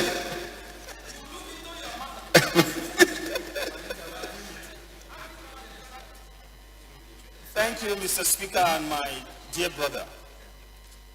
The House notes that Section 4, Sub 2 of the Constitution of the Federal Republic of Nigeria, 1999, as amended, empowers the National Assembly to make laws for the order and good government of the Federation of, or any part thereof. The House also notes that Section 88, Sub 1 and 2 of the 1999 Constitution empowers the National Assembly to conduct investigations into the activities of any authority executing or administering laws made by the National Assembly. The House is informed that on Wednesday, February 16, 2022, while Justice Toyin Adegoke was sitting at the Federal High Court in Uyo, Akwa Ibom State, some armed officers of the Nigerian police invaded the courtroom and took away one of the defendants in a matter pending before the courts. The House is concerned that the defendant who was taken away by the invading police personnel is a police officer I represent the who was accused of trafficking in persons in case number FHC 07C 200 between the Federal Republic of Nigeria and patient Victor Eyibo and another. My name is Honorable The House is also concerned that personnel of the Nigerian police force who are ordinarily charged with the responsibility of keeping the peace and maintaining law and order could muster such effrontery to invade the Federal High Court that was in session. The House is cognizant that the invasion of the court by personnel of the Nigerian police force is an attempt to shield their colleague from justice and continue to perpetuate the commission of the offense of trafficking in person. The House resolves, 1, urge the Inspector General of Police to immediately produce the fleeing police officer and hand her over to National Agency of Prohibition of Trafficking in Persons, NAPTIP, for prosecution. 2, mandate the Committee on Police Affairs to investigate the invasion of the Federal High Court sitting in Uyo, Akwa Ibom State. Mr. Speaker, I'm on my feet moving this motion, and the leader of the House is campaigning that my motion should be killed. Is this part of the order in this House now? Should I just stop? I thought you should just move your motion. Okay, thank you, Mr. Speaker. As an administrative link, The House resolves mandate the Committee on Police Affairs to investigate the invasion of the Federal High Court sitting in Uyo, Akwa Ibom State by personnel of the Nigerian Police Force on Wednesday, February 16, 2022 to ensure that those who were complicit in the invasion face the full wrath of the law and report back within 4 weeks for further legislative action. Mr. Speaker, my honorable colleagues, I so move. Seconder, Honorable Ndidi. You shouldn't be the one to... Thank you, Mr. Speaker. I remain Honorable Ndidi Godwin Bello. Sergius, I will withdraw from supporting you because it appears you want to do everything by yourself.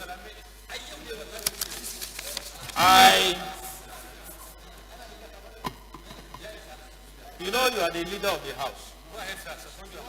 And you must show that you are the leader of the House. Arise, I remain Honorable Ndidi Godwin Elmelu, and I represent the good people of our Church Federal Constituency. I'm from Delta State. Arise to second the motion moved by my repentant brother, Honorable Sergius Ogun. I so second. Thank you. Those in favor of the motion say aye. Against say nay. The nays have it.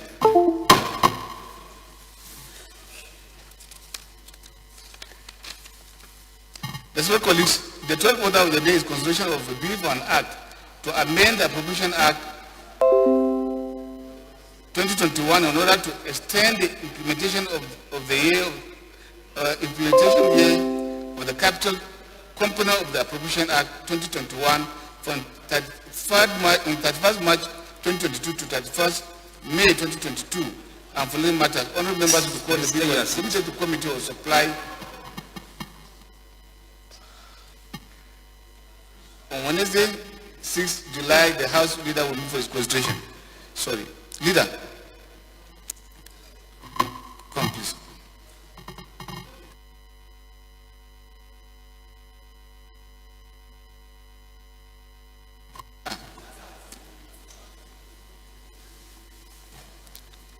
Do you have this?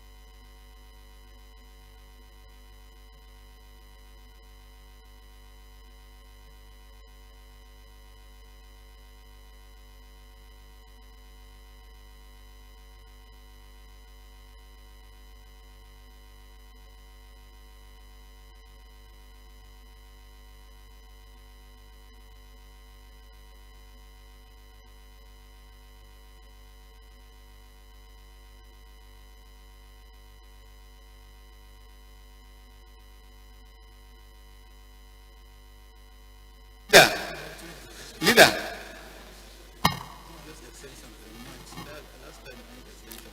Chibi. No, when I say leader, I mean leader of the house. Then I can call minority leader. Minority leader, you can approach us.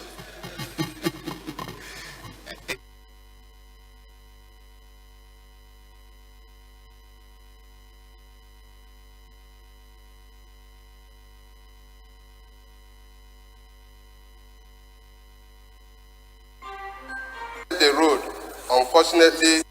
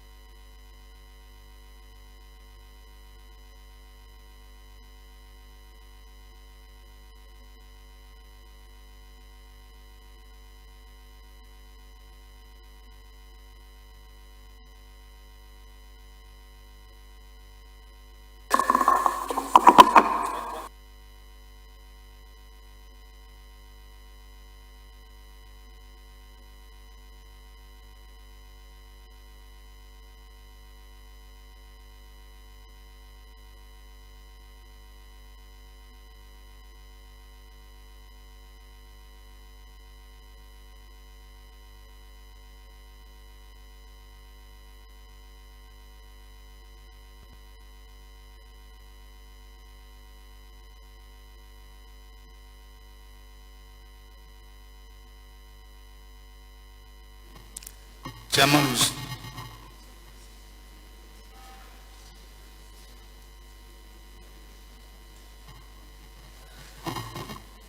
Mr. Speaker, honorable colleagues, I am Abubakar Samfulata. I represent the Niwa Krika Samba, Guri Federal Constituency, Mr. Speaker, from Jigawa State.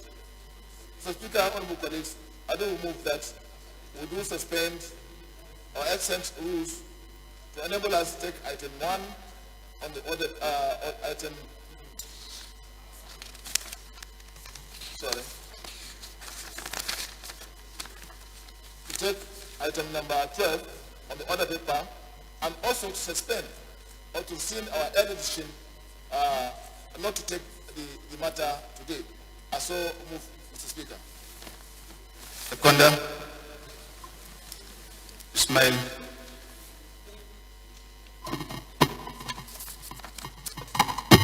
Thank you, Mr. Speaker. Highly respected colleagues, my name is Tijalika Ismail. I represent the good people of Ifelu of OU Federal Constituency. I'm from Kwara State. Mr. Speaker, I rise to second the motion heavily moved by the Chairman of Rules and Business, Honorable Fulata. I so second. Those in favor of the motion say aye. Against say nay. The ayes have it. The 12th order of the day is consideration of a bill for an act to amend the Appropriation Act 2021 in order to extend the implementation year of the capital component of the Appropriation Act 2021 from 31st March 2022 to 31st May 2022. And for the matter, only members will recall the bill was committed to Committee of Supply of, on 6th April 2022. The House Leader moved for its consideration. Sadona, you are moving for the consideration of the report. Committee of the whole.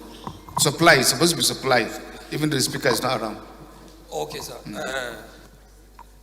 Right Honorable Speaker, honorable members, I rise to move that this House do resolve to Committee of Consideration first. Okay.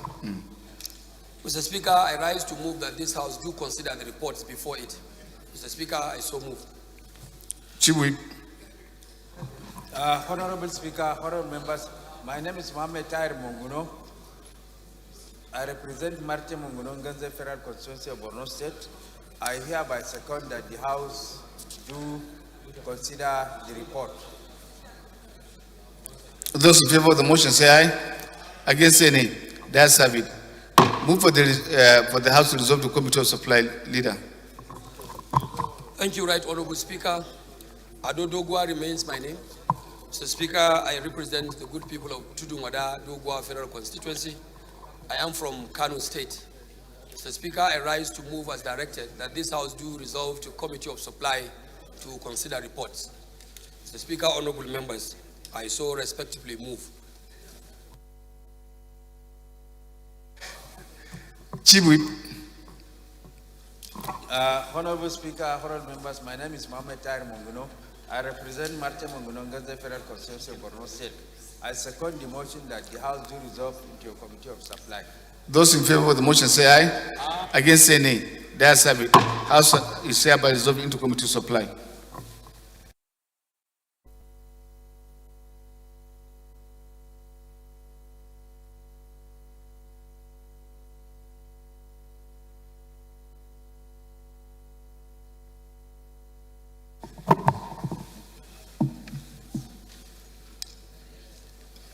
What is it? What?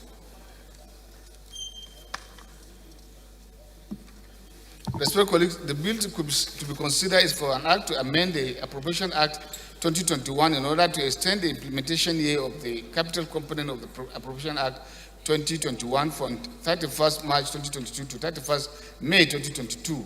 And for them, I now invite the leader to give the synopsis of the report. Mr. Speaker and Mr. Chairman, honorable members, I think this is a very straightforward report. It is a bill that is meant to amend the Appropriation Act 2021 to simply provide for this operational extension period so that some of the outstanding capital projects that are meant to benefit our people can be accomplished. Distinguished members of the House of Representatives, I want you to join Muhammadu Buhari on this amendment so that we can really succeed in some of the key components of the capital project to enjoy to enjoy the benefit of this extension, please. Honorable members, I plead that we do that so that we can also harmonize with the position of our sister chamber, the Senate of the Federal Republic of Nigeria, which is also APC dominated there.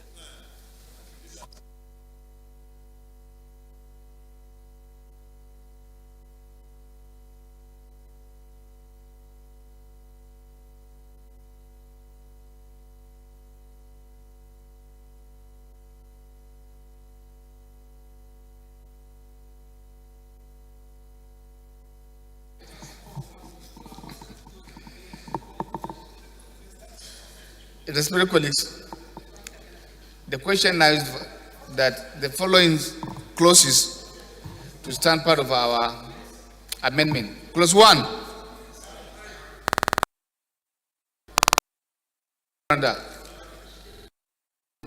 Leader. Thank you, Mr. Chairman.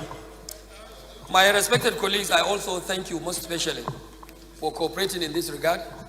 And on this note, I rise to move, Mr. Speaker, Mr. Chairman, that this House do revert to plenary to report progress.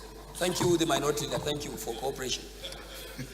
Mr. Chairman, honorable members, my name is Mohamed Tahir Munguno. I represent Marte Munguno, Nganze Federal Constituency of Borno State.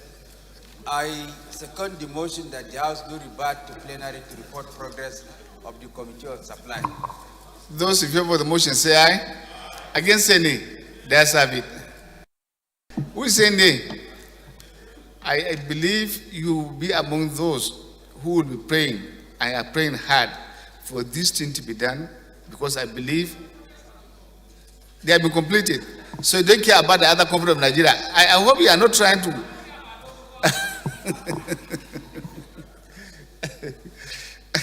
The House is to vote plenary to report progress.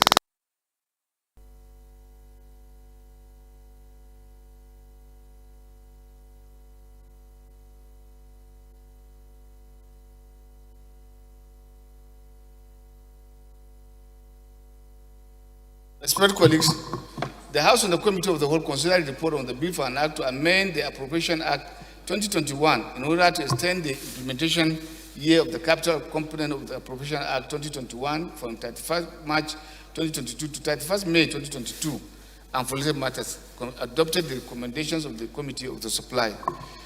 Leader, move for the adoption of the report.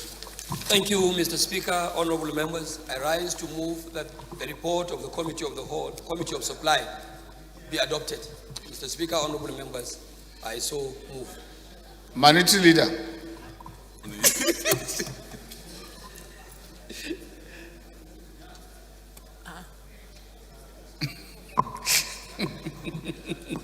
Thank you, Mr. Speaker. I remain Honorable Ndidi Godwin Elmelu, and I represent the good people of our Church Federal Constituency. I'm from Delta State. I rise to second the motion moved by my House leader, having pleaded that I should second it so that his projects can be completed. In the spirit of joint task force. Thank you. Those in favor of the motion say aye. Against say nay. That's it. The clerk is invited to please suspend our rules to enable us.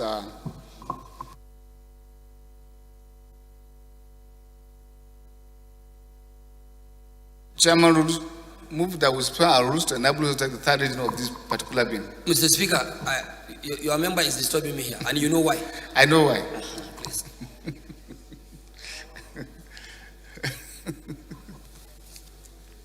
Mr. Speaker, honorable colleagues, I am Abubakar Samfulata. I represent Berniwa Krika Sama Guri Federal Constituency. Mr. Speaker, I'm from Jigawa State. Mr. Speaker, honorable colleagues, I move that we do suspend our relevant rules to enable us a third reading of the appropriation bill we just amended. I so move. Seconder, Barrister.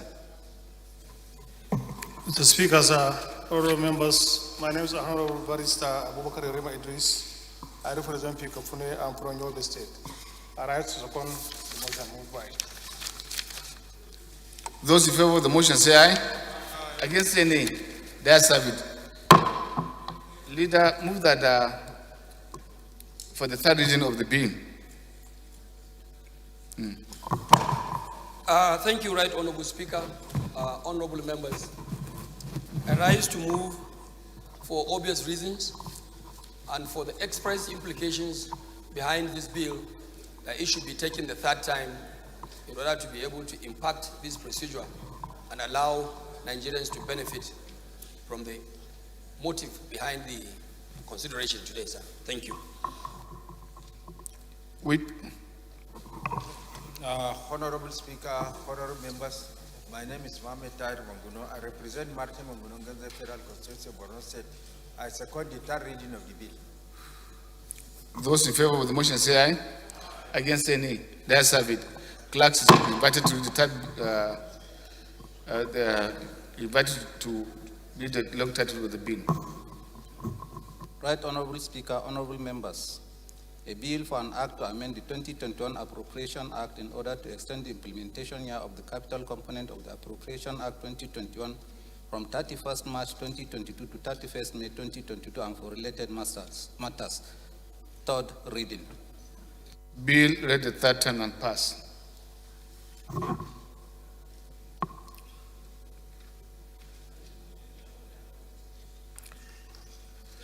Respectfully, the 13th order of the day is consideration of bill for an act to provide for the establishment of Federal University of Agriculture, Mpu.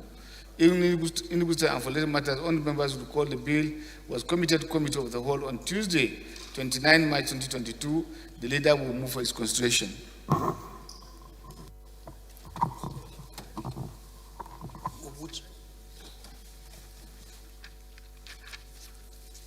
Thank you, Mr. Speaker. Thank you, Right Honorable Speaker, my respected colleagues.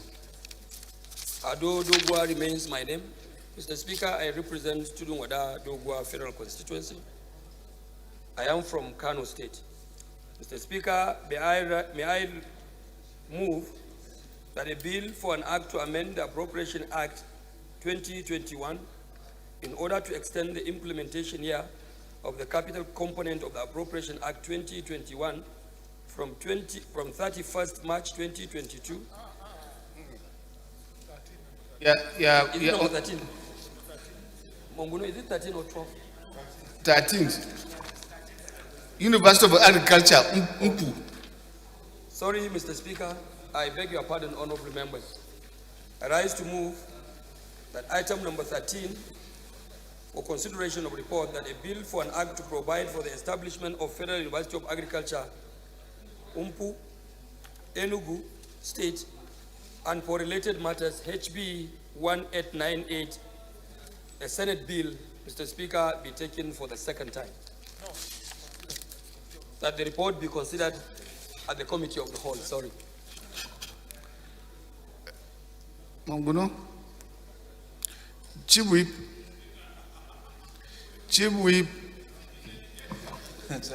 has the campaign commenced? Not yet. Honorable Speaker, honorable members, my name is Mohamed Tahir Manguno. I represent Marche Manguno, Ganze Federal Constituency of Borno State. I second the motion for consideration of the bill ably moved by the leader of the House. My mind was somewhere. Those in favor of the motion say aye. Against say nay. The ayes have it. You have a double election, so your mind will certainly not be here. Respectfully, the 14th order of the day is consideration of report of the Committee on Poverty Alleviation and Labor, Employment and Productivity on a bill for an act to provide a legal framework for establishment of National Social Investment Program for the assistance and empowerment of poor and vulnerable in Nigeria and to establish the National Social Investment Program Coordination Office within the Federal Ministry of Federal Ministry responsible for social development to manage the implementation of the program at the National Social Investment Trust Investment Trust Fund to alleviate poverty among vulnerable Nigerian citizens through targeted programs for the age, employment and students, and following 100 members recall the report was laid on Tuesday, 24th March 2022, Honorable Balarabe Abdullahi Salambe will move for his consideration.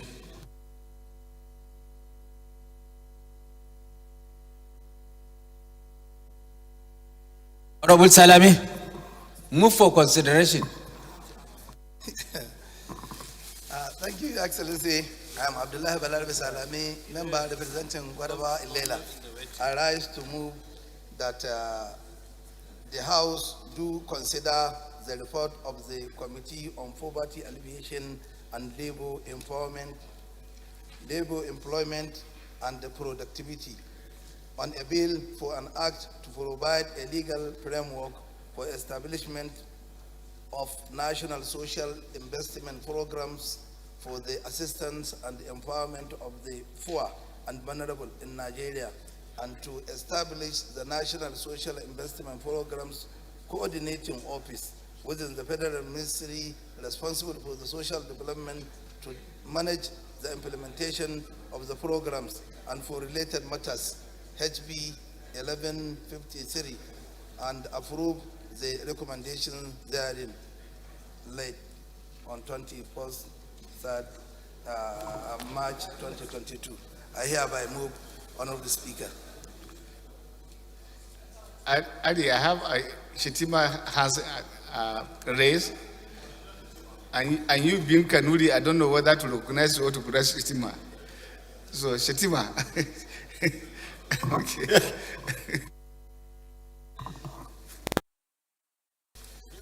Mr. Speaker, sir, honorable colleagues, I'm Lawan Shetima Ali, representing Bursari Gaidam in Saripero Constituency. I'm from Yobe State. I rise to second the motion ably moved by the chairman of Poverty Alleviation. I so second, sir. Thank you. Munguna, I suppose I'm right. If only is wearing the title of Lawan, I will allow him. But the Shetima have raised his son, I cannot allow. Okay. Those in favor of the motion say aye. Against say nay. The ayes have it.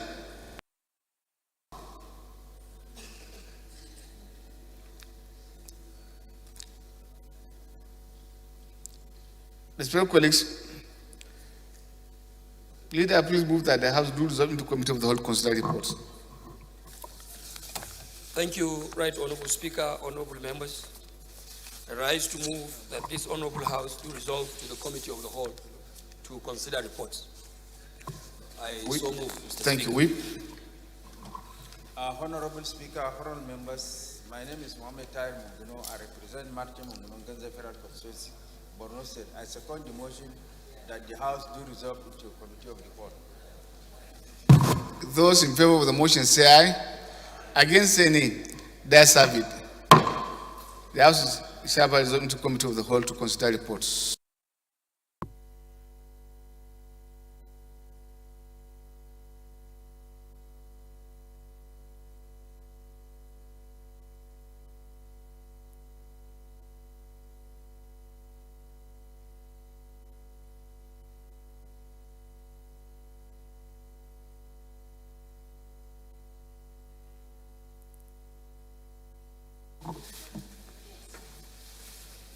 Respected colleagues, the report to be considered is for the committee on,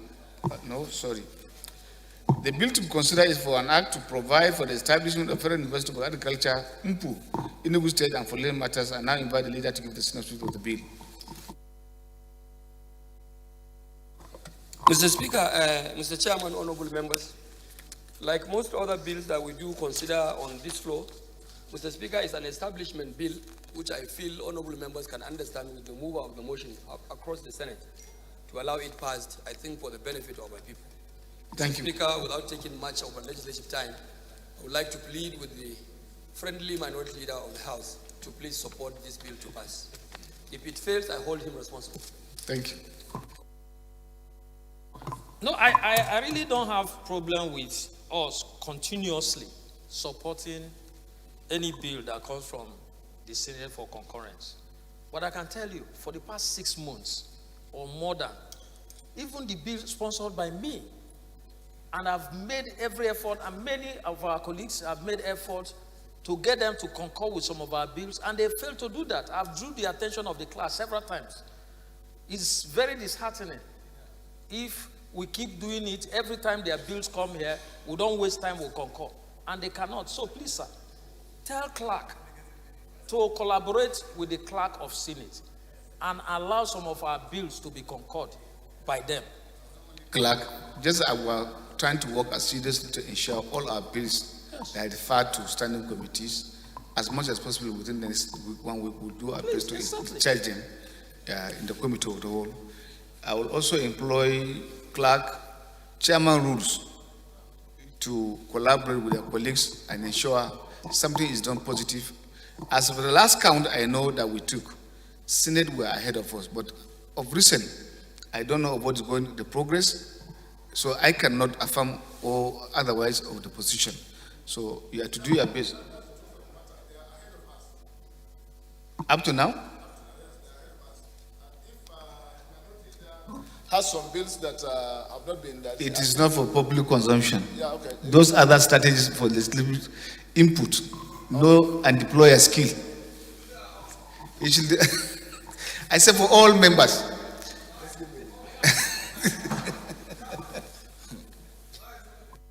Babangida, you are a very senior member and one of the most current and with attendance. There's no reason any of us state here if you have a bill standing in the Senate that we should not do, because I respect all of you that are here. These are the faces constantly in the committee of the whole. I respect that. No, we'll correct, leader, we'll correct. By your status, we should not face that problem. I beg of you. Thank you. Colleagues, like the leader mentioned, and through his magnitude invited the minority now to slam on us. I want to beg that we'll do the consideration for the clause by clause. Clause 1, got it? 2,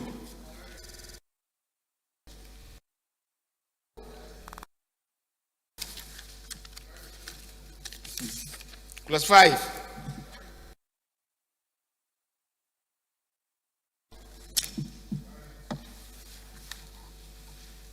Clause 8. Clause 10.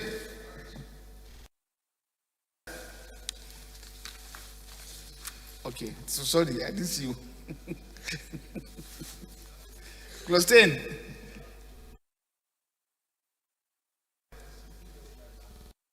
Discipline dogs lie. 13.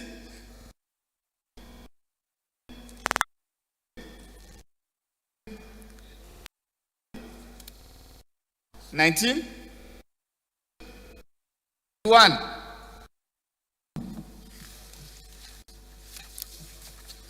21, clause 22.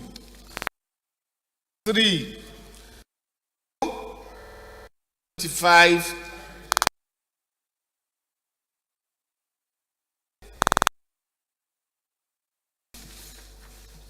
Clause 30.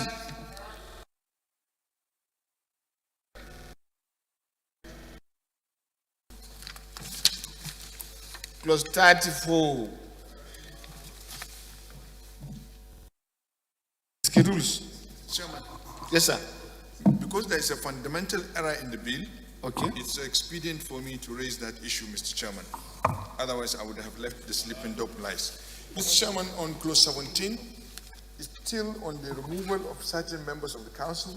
Still, the removal of the council is being referred to the Federal Executive Council, which I believe it is wrong. It is to the president. The minister should recommend to the president for removal of any member of the council because the president appoints them on the council, not the Federal Executive Council. If you look at it, there is that fundamental error. Clause 17, Mr. Chairman. Thank you, Mr. Speaker, honorable colleagues. My name is Honorable Princess Miriam Odinaka Onoha. I represent the good people of Isi Alambano, Onimo, Okigwe Federal Constituency. I am from Imo State, the land of peace and hospitality. I rise to second the motion that the Thank you, Mr. Chairman, respected colleagues. Ari Mohammed Abdul Momi, member representing Nasral Toto Federal Constituency. Mr. Chairman, sir, I'm from Nasral State, a home of solid mineral. I stand to second the motion, amendment, every moved by a colleague, I so second. Those in favor of the amendment, say aye. Against, say nay. No, it's talking about 14. Is it 17? 17. So 17 as amended. The schedules.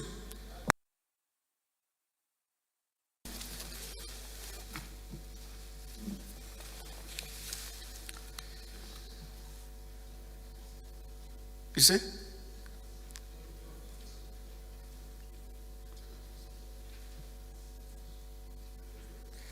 The report to be considered is that of Committee on Poverty Alleviation and Labor, Employment and Productivity on a bill for an act to provide a legal framework for establishment of National Social Investment Program for the assistance of an empowerment of poor and vulnerable Nigerians, and to establish a National Social Investment Programs Coordination Office within the Federal Ministry responsible for social development to manage the implementation of the program and National Social Investment Trust Fund to alleviate poverty among vulnerable Nigerian citizens through targeted programs for the aged, infirm, unemployed, and students, and for related matters. I now invite Honorable Balarabe Abdullah Salami to move to give the synopsis of the report.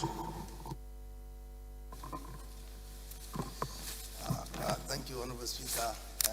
Dr. Abdullah Balarabe Salami, member representing Godaba Ilela. Miriam Odinaka Onoha. I represent the good people of Isi Alambano, Imo, Okigwe Federal Constituency. I am from Imo State, the land of peace and hospitality.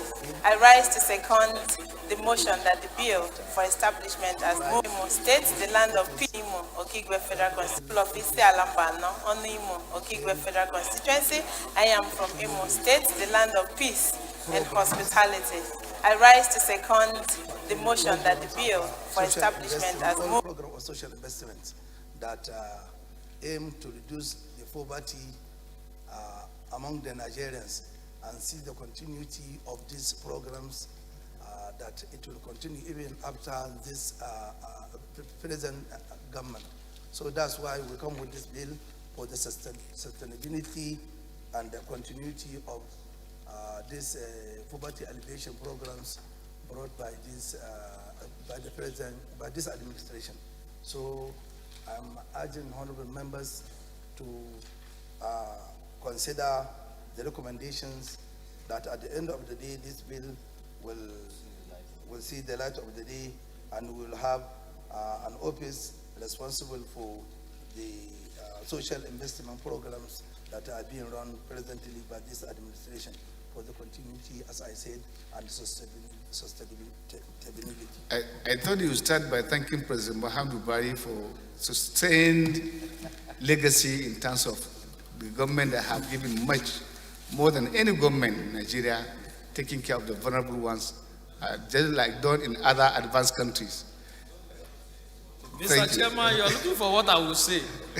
We have been asking for the register for that social investment program. Up to today, they have not provided that register. We'll refer you to the They even claim in my federal constituency that they've given some people. With the register, with the legal framework, nobody. You will have everything, you will have every other thing. And I think this is one of the legacies that will leave behind that will stand the test of time, and Nigerians will be happy. But when you claim that you have done in an outreach with the federal constituency when there is nothing to show for it. Well, I believe this is a program. And I'm asking them to I'm surprised they ask a question. Let me give you my experience as a chairman. No, your experience is as a chairman federal character, I'm giving you, so that you understand the framework. Plateau State. I was opportune to attend to a complaint from some state of referration, and I want to refer Meduguri.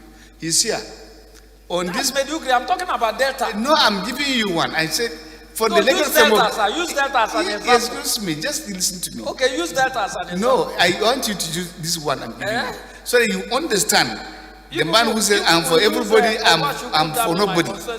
70% of those who are benefiting today in on this program, leader, in Maiduguri are from the southeast. Go and check the list. You said And that's why we need to sustain this kind of integration, cooperation, and the impact Somebody of is helping our eyeing, people. somebody is eyeing you. when Thank say you, sir. Southeast. Don't worry. Somebody is eyeing you. Which Mr. Speaker, Mr. Chairman, you Yes, have sir. forgotten also, sir, with due respect, to remind the leader, the minority leader of the House, that these noble programs and projects of this government through social safety nets, through empowerment programs, are programs that are initiated and been taken care under the superintendent of a Niger Delta person, somebody from his own state. Niger Most Delta of these person. most of these projects are done through the central bank. Niger Delta person. Where a Niger Delta person. Niger Delta person is super. Yes. Therefore, Most of these programs are being Niger done Delta person. through our able governor of the central bank. Social investment is a Central woman. bank Is is a handling woman. most of these projects. I have the floor, Mr. Deputy He's a Speaker. woman. Well, leader, My Martin brother, leader, please kindly take a seat. Mr. Chairman. Kindly take a seat. Mr. Chairman, I know you to be truthful. I say kindly it a woman or a take man? a seat. The point I'm making, sir, is that most of these projects are done through the central bank. And this central bank, in fact, I is think under what the leader is trying to say, our the every larger government- chunk Yes. that have the largest funding Yes. are managed by the CBN governor. Yes, I think that's what our I'm saying. able CBN governor, Thank you. our able CBN governor from Delta State. CBN governor is. Eh? Interv- the, fact, the the fact that he warehouses the fund of federal government does not make him the one that And carries maybe out- leader, I will tell you that I'm opportunity to go to his village. For his own village and another person's village, just a few kilometers. Eh? Thank you. Yes, sir. I'm from Anyocho Shimli Federal Constituency, mind you, and you have been there. I've been It's there. different from a CAF Federal Constituency. No, it's not quite too far. It's It's not quite different too. from I've it. been to all the But two places. however, what I'm saying, sir, Thank you. in Anyocho Shimli, we No, are in our own climb. we have been deprived I say in our own climb. of Your APC-led government. neighbor, the next person is close to your house. But I'm saying the APC-led government has deprived my federal constituency of federal presence. Well, I think you can meet leader. He will sort out for you. He will help you. Now you're talking. You come and sort it out. If in case of any challenge, meet leader No, of the it's not house. about challenge. Do No, the in case of any challenge, he will help you. Thank you. I'm finished. Where Chairman Water Resources, Ogwashuku Dam, is yet to be completed. The UBA is a federal presence. Thank you. The UBA is a federal presence, and it suffice.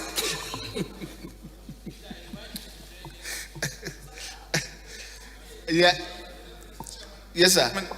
I believe, and it is a statement of fact, Elumelu as a brand name, they are one of the greatest beneficiaries of this government. And he cannot dispute that by any way. No, wait, yeah, Sada, we are a close. brand name. Sada, so no, sorry, sir. You can take a seat. I will defend you. You know, we are close to election period. Even where you know the obvious, there's no need to mention it on the phone. There's nothing like obvious. There's nothing like obvious. If there's any family that has supported Africans, Nigerians, by bringing $100 million every year. Thank you. We appreciate every year. We appreciate. Mr. Chairman, because the government has made the environment good and conducive. And conducive. Close one. Close two.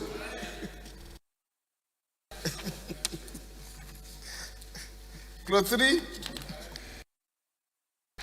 Close four.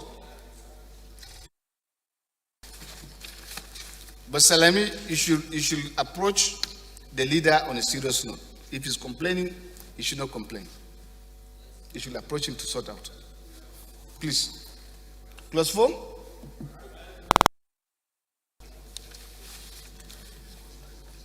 Mr. Chairman, the leader is not complaining. You should say it clearly, the minority leader. Okay, minority leader. The leader is not complaining in this regard. Leader of the few.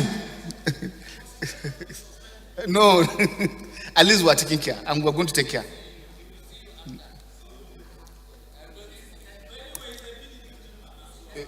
Who? Did you hear the question? Did you hear the question? Allow me, deny it. Close five. Deny it. Close.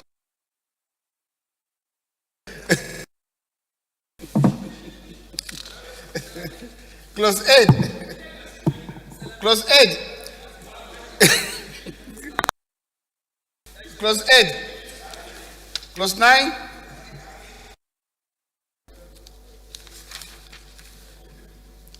Salame, a moral question hanging on your neck. Clause Moral 8. question. Sorry, 9, 10. Is the list there?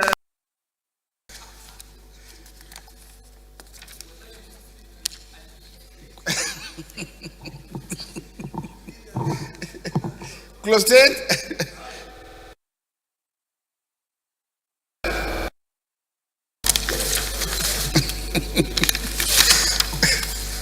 Clause 13.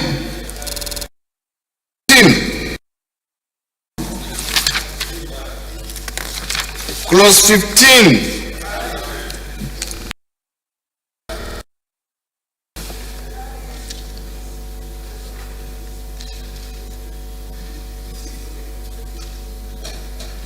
Why did you delete that, those clauses? Sir?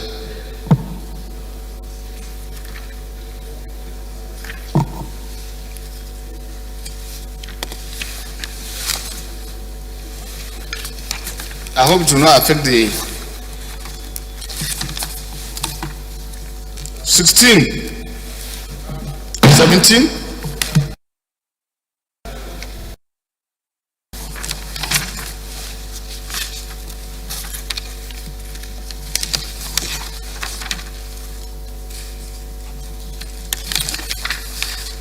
$19, 20,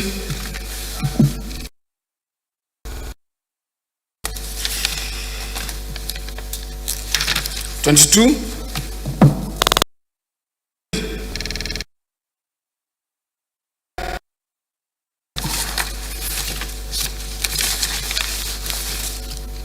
26.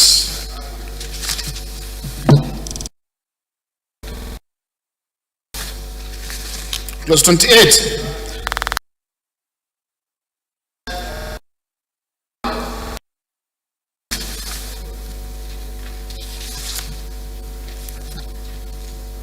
Clause 32. Clause 33. Do we have? I said we have 33, we have 32. We don't have 33. Okay, citation. And they say retain. Explanatory memoranda. Yes, sir. Mr. Chairman, just it's an oversight. Just to take us a little bit back because I need some clarification. Because I don't want this to compromise this law or the organization. On clause 22, where it reads, the office may, by the approval of the minister, borrow by way of loan from any source. That is my concern. From any source. This. But borrowing is only approved by the National Assembly.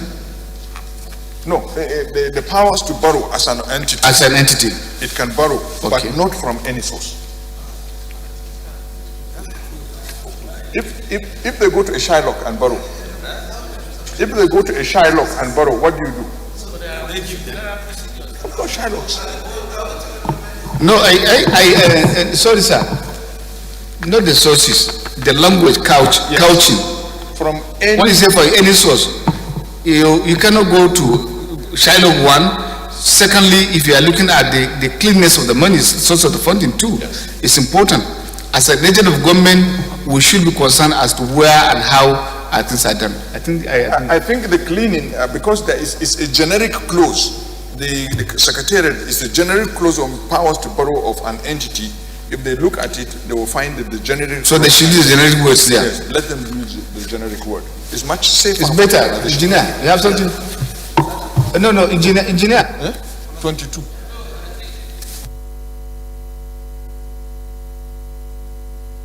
You see, sir, my own perspective is that the drafted language should be left as it is. You know, when you say any source, is in tandem with the provisional borrowing laws, as long as it's within the ambit of the law. Any can mean unholy sources, and It's not for us to approve. Unholy by itself, it has condemned. No, sir. No, sir. I think we should use the conventional words that agree. Babangida, the financial expert. Honorable colleagues, I think we should leave it as it is because as an institution of government, they have to do their due diligence. Like the last speaker has said, there's no way a government institution will go and secure a loan with an institution that is not covered by law. Before you do that, there must be a due diligence. So I think that it's not injurious to say in any source because... I want Sada, Mr. Chairman, I want Sada to give us an example of one institution that you can secure a loan that is illegal. Let him give us an example of one. Because when you say illegal sources, you are talking about individuals, you are talking about corporations. Let him give us one example of any institution that somebody can go and secure loan. The source is illegal. Mr. Chairman, with due respect, I had a training for drafting for 20 good years in this institution. It has never been drafted this way. The clerk is there. This is a law, and the law has to be futuristic. If you can, you say any source. Thank you. And I think we do not need to debate this further. You know that our things and items are dynamic and is subject to growth. And so you have to be futuristic so that tomorrow, let it be used, this particular instrument be the one to use. If you have somebody that have touched his money, he can decide to, okay, come and take loan. You are cleaning it in one way or the other. It could have individuals. But for me, let's use the generic words that are known to us so that we do not allow any gap. Thank you. Yes, sir. No, this is just in-house work. It's not too difficult. It's an in-house work. The secretariat should take care of that one and do the needful. Thank you. The two as amended. Yes, sir.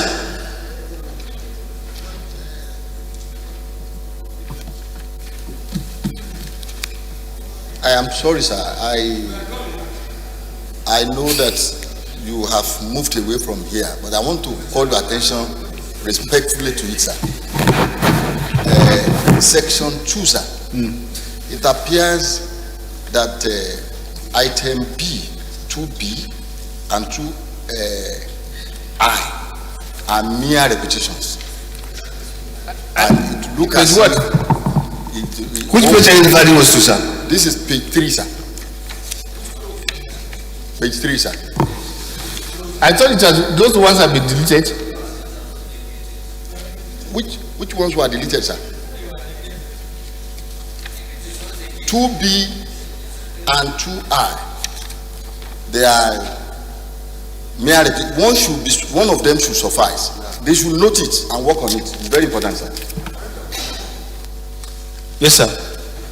Mr. Speaker, honorable members, my point of order is based on law and our rules. At this stage, Mr. Speaker, honorable members, we are punctus officio. We cannot, at this stage, without formal motion for a rescission, try to bring the matter back into consideration because we have already passed that step. We are past that, but I think he need to convince you first. It is when he are convinced with the point, then he will now move for the motion. Yes.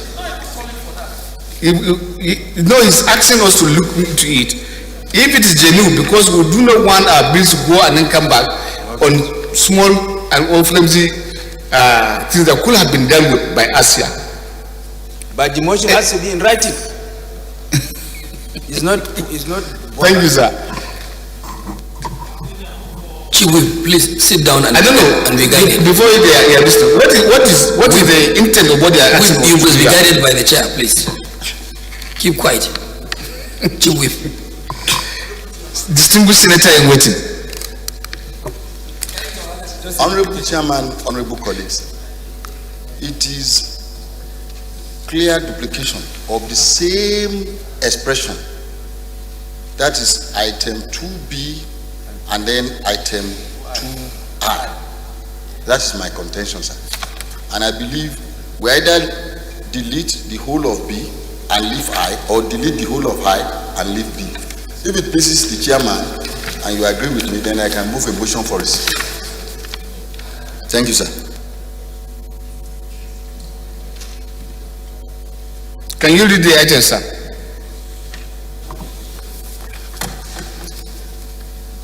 Two B. Yes, sir. Conduct overall monitoring, evaluation, and review. Inadvertently be omitted off there. There should be off there of the implementation of the programs. Then I, 2I, conduct overall monitoring, evaluation, and review of the programs. Thank you. I think it's in order. Thank you. That's the price of patience. Move your motion for decision of this one so that we can delete it. Delete one of them. Thank you, Honorable Chairman. I remain Honorable Ajibola Muraina. I represent Ibarapa Central, Ibarapa North Federal Constituency. I most humbly move for leave of the House for rescission in respect of our decision on section 2I, section 2I, so that we delete section 2I and then leave 2B, sir. I so move, sir. Thank you. Konda, Honorable Benjira. Mr. Chairman, honorable colleagues, my name is Honorable Benjira Ibrahim. I'm representing Malabashi Federal Constituency. I'm from Katsina State. I moved to second that the seats. Did you hear the question? Did you hear the question? Did you hear the question? Allow me, deny it. Close fine. Deny it. Those in favor of the motion say aye. Against say nay. That's a bit. You have the floor. Sadona Ramo. Thank you, Mr. Chairman. The only Sadona in the green chambers. And they may wish to know also that the Senate President is also my colleague, the Sardona of Badi. So this is a very important traditional component class in the society.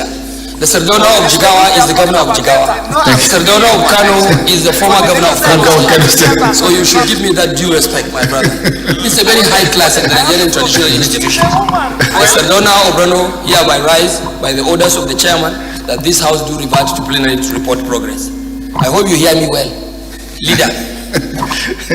He also has a title. Yes, Moguno, but I don't know your title, Moguno. I don't know your title. I don't have a title. I'm not a bourgeoisie. I'm not a bourgeoisie. You are not a bourgeois? I'm not a bourgeoisie. What are we wearing? What kind of clothes are we wearing? It's an ordinary cloth. What kind of clothes are we wearing? I'm not a bourgeoisie. So I agree you are not a bourgeois. So today I am inviting you to breaking fast, and I will make my pepper soup with you, and I promise to offer you goat meat. Okay, no, I don't eat goat meat. Why? In my place, goat meat is not meant for people like me. For who? When I cannot make. No, for the poor. So you are a bourgeois. Thank you. Thank you. Honorable Chairman, I've been to all the However, what I'm saying, sir. Thank you. I support the motion that the House No, do in our own client. I say in our own client. Your neighbor. Those in favor of the motion say aye. What I'm saying, Against say nay. There's a look. You see the complexity of nature and our society. A Kanuri man will not eat God with his men for the poor. So thank you. And leader, thank you. How does it have to plan to progress?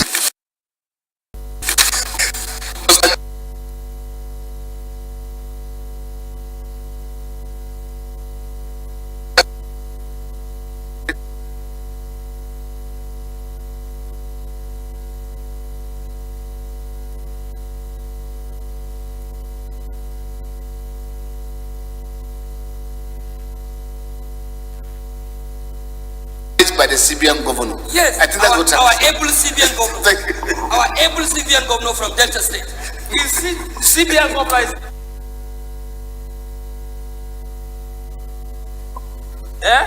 The fact that he warehouses the fund of federal government does not make him the one that can. Maybe leader, I will tell you that I'm opportune to go to his village. Esteemed colleagues, for his own village. the House and the Committee of the Whole considered a report on the bill for an act to provide for the establishment of Federal University of Agriculture into Enugu State and for related matters, approved clauses 1 to 16, clauses 17 as amended, the schedule, the long title, and the explanatory memoranda of the report.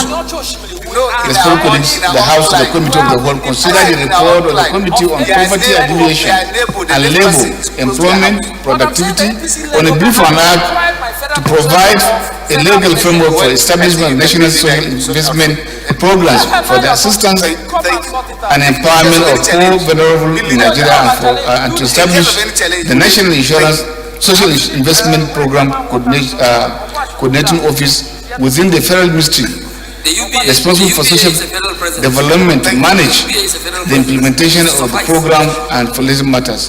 Approved clauses 1, clauses 2 as amended, clauses 3 to 33 and the schedule, the long title and the explanatory memoranda of the report. Leader, move for the adoption of the report. Thank you, Mr. Chairman, my respected colleagues. I rise to move that the House to adopt the report of the Committee of Reports as read by the Speaker. I will defend you. Thank you. You know we are close to election period. Even where you know the obvious, there's no need to mention it. There's nothing like obvious. There's nothing like obvious. If there's any family that has supported African Nigerians by bringing $100 million every year. Those in favor of the motion say aye. Against say nay. That's have it. Of the House. Thank you, Right Honorable Speaker. Good and conducive. I thank you, my respected colleagues, members of the House of the Nigerian School. I remain Alhassan Ado Dogwa, But I'm saying the APC member representing Dogwa Tudunwada Federal Constituency. somebody from his own state. I am from Kano State. Mr. Speaker, I rise as directed to move that this House do adjourn to tomorrow, Thursday, the 7th day of April 2022 by 11 a.m. Mr. Speaker, honorable members, I so respectfully move. Honorable Dean. Programs for the aged, infirm, unemployed, and students and for related matters. I now invite Honorable Balarabe Abdullah Salami to move to give. But can you move a motion from someone's seat? You are not on your seat. Please be guided, honorable Dean. Be guided. You said?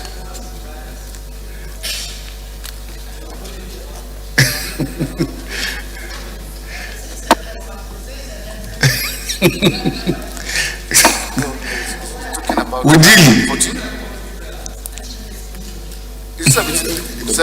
Honorable, do you have to stand up before you second the motion? Stand up. Your Excellency. Please, you cannot sit sitting. You cannot talk sitting. Stand up. My name is. I think you should listen to the instruction of you should carry out the instruction of the leader. Stand up, please. Stand up. Are you standing? Which leader of the House? I'm not sure. Or leader of Kano State? No, leader of the House. No, I'm leader of Kano State. Okay. So there's a term that is under me now. Yes, if you but not when Mr. Chambers. Honorable, please stand up. Please stand up. Stand up. Thank you very much, Mr. Speaker. I second the motion assembly moved by the leader. Thank you. And I know that as a seasoned legislator, you are not supposed to be speaking while your hands inside your pocket. Mr. Speaker, he is in the exit row.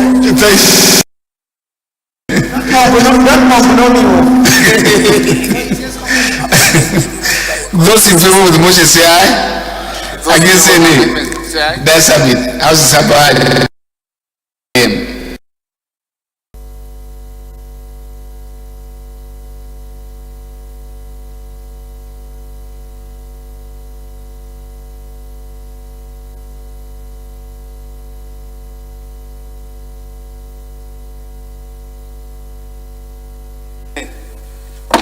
it's talking about 14. Is it 17? 17. So 17 as amended. The schedules.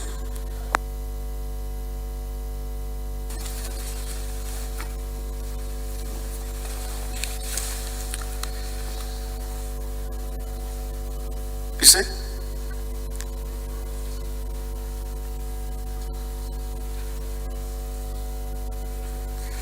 Respectfully, the report to be considered is that of Committee on Poverty Alleviation and Labor, Employment and Productivity on a bill for an act to provide a legal framework for establishment of National Social Investment Program for the assistance of an empowerment of poor and vulnerable.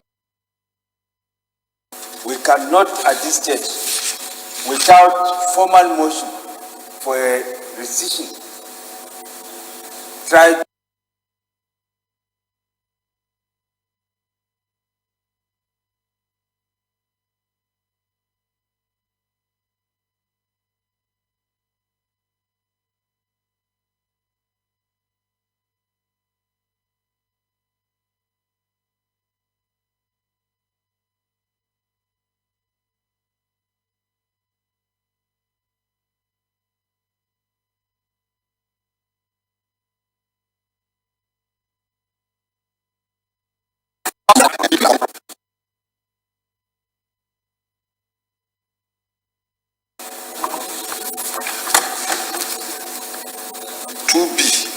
conduct overall monitoring, evaluation, and review inadvertent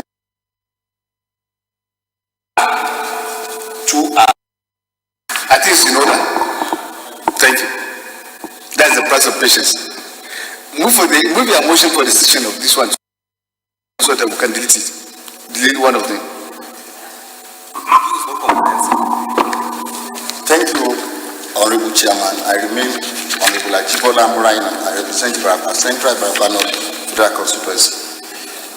I most humbly move for leave of the House for rescission in respect of our decision on Section 2I,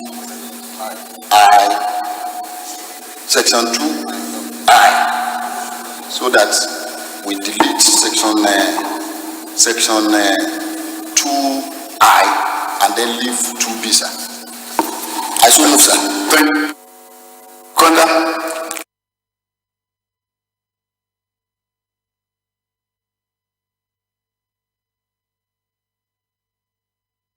Productivity on a bill for an act to provide a legal framework for establishment of National Social Investment Program for the assistance of a palm.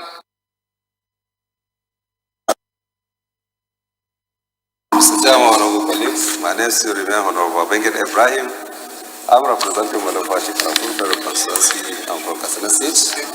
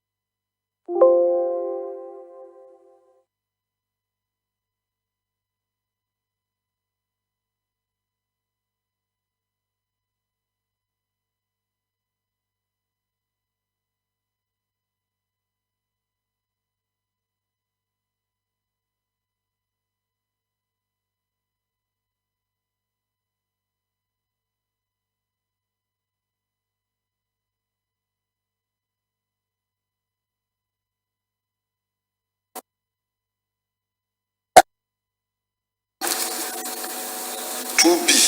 Yes, conduct.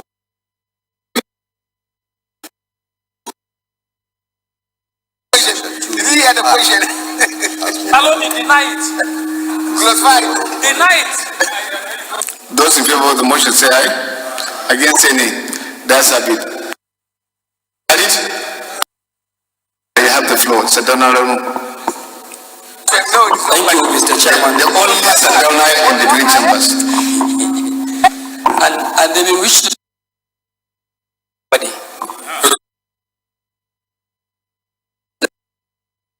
institution. Yes, sir. Maguno.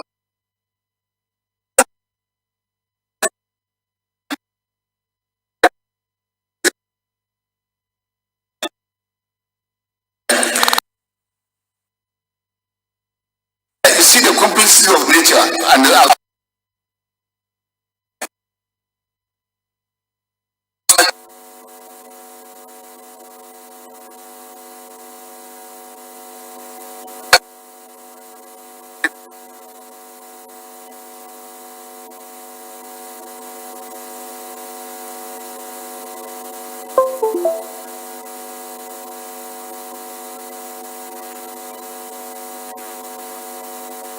by the CBN governor. Yes, I think that's what our able CBN governor.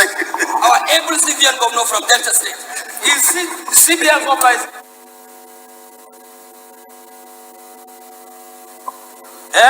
In fact that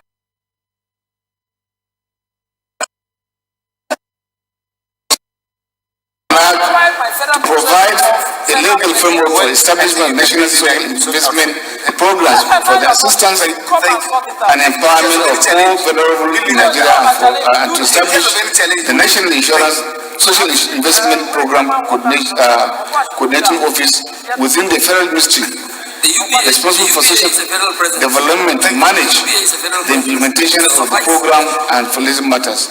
Approve clauses 1, clauses 2, as amended, clauses 3 to 33, and schedule the long title and the explanatory memorandum of the report. Leader move for the adoption of the report.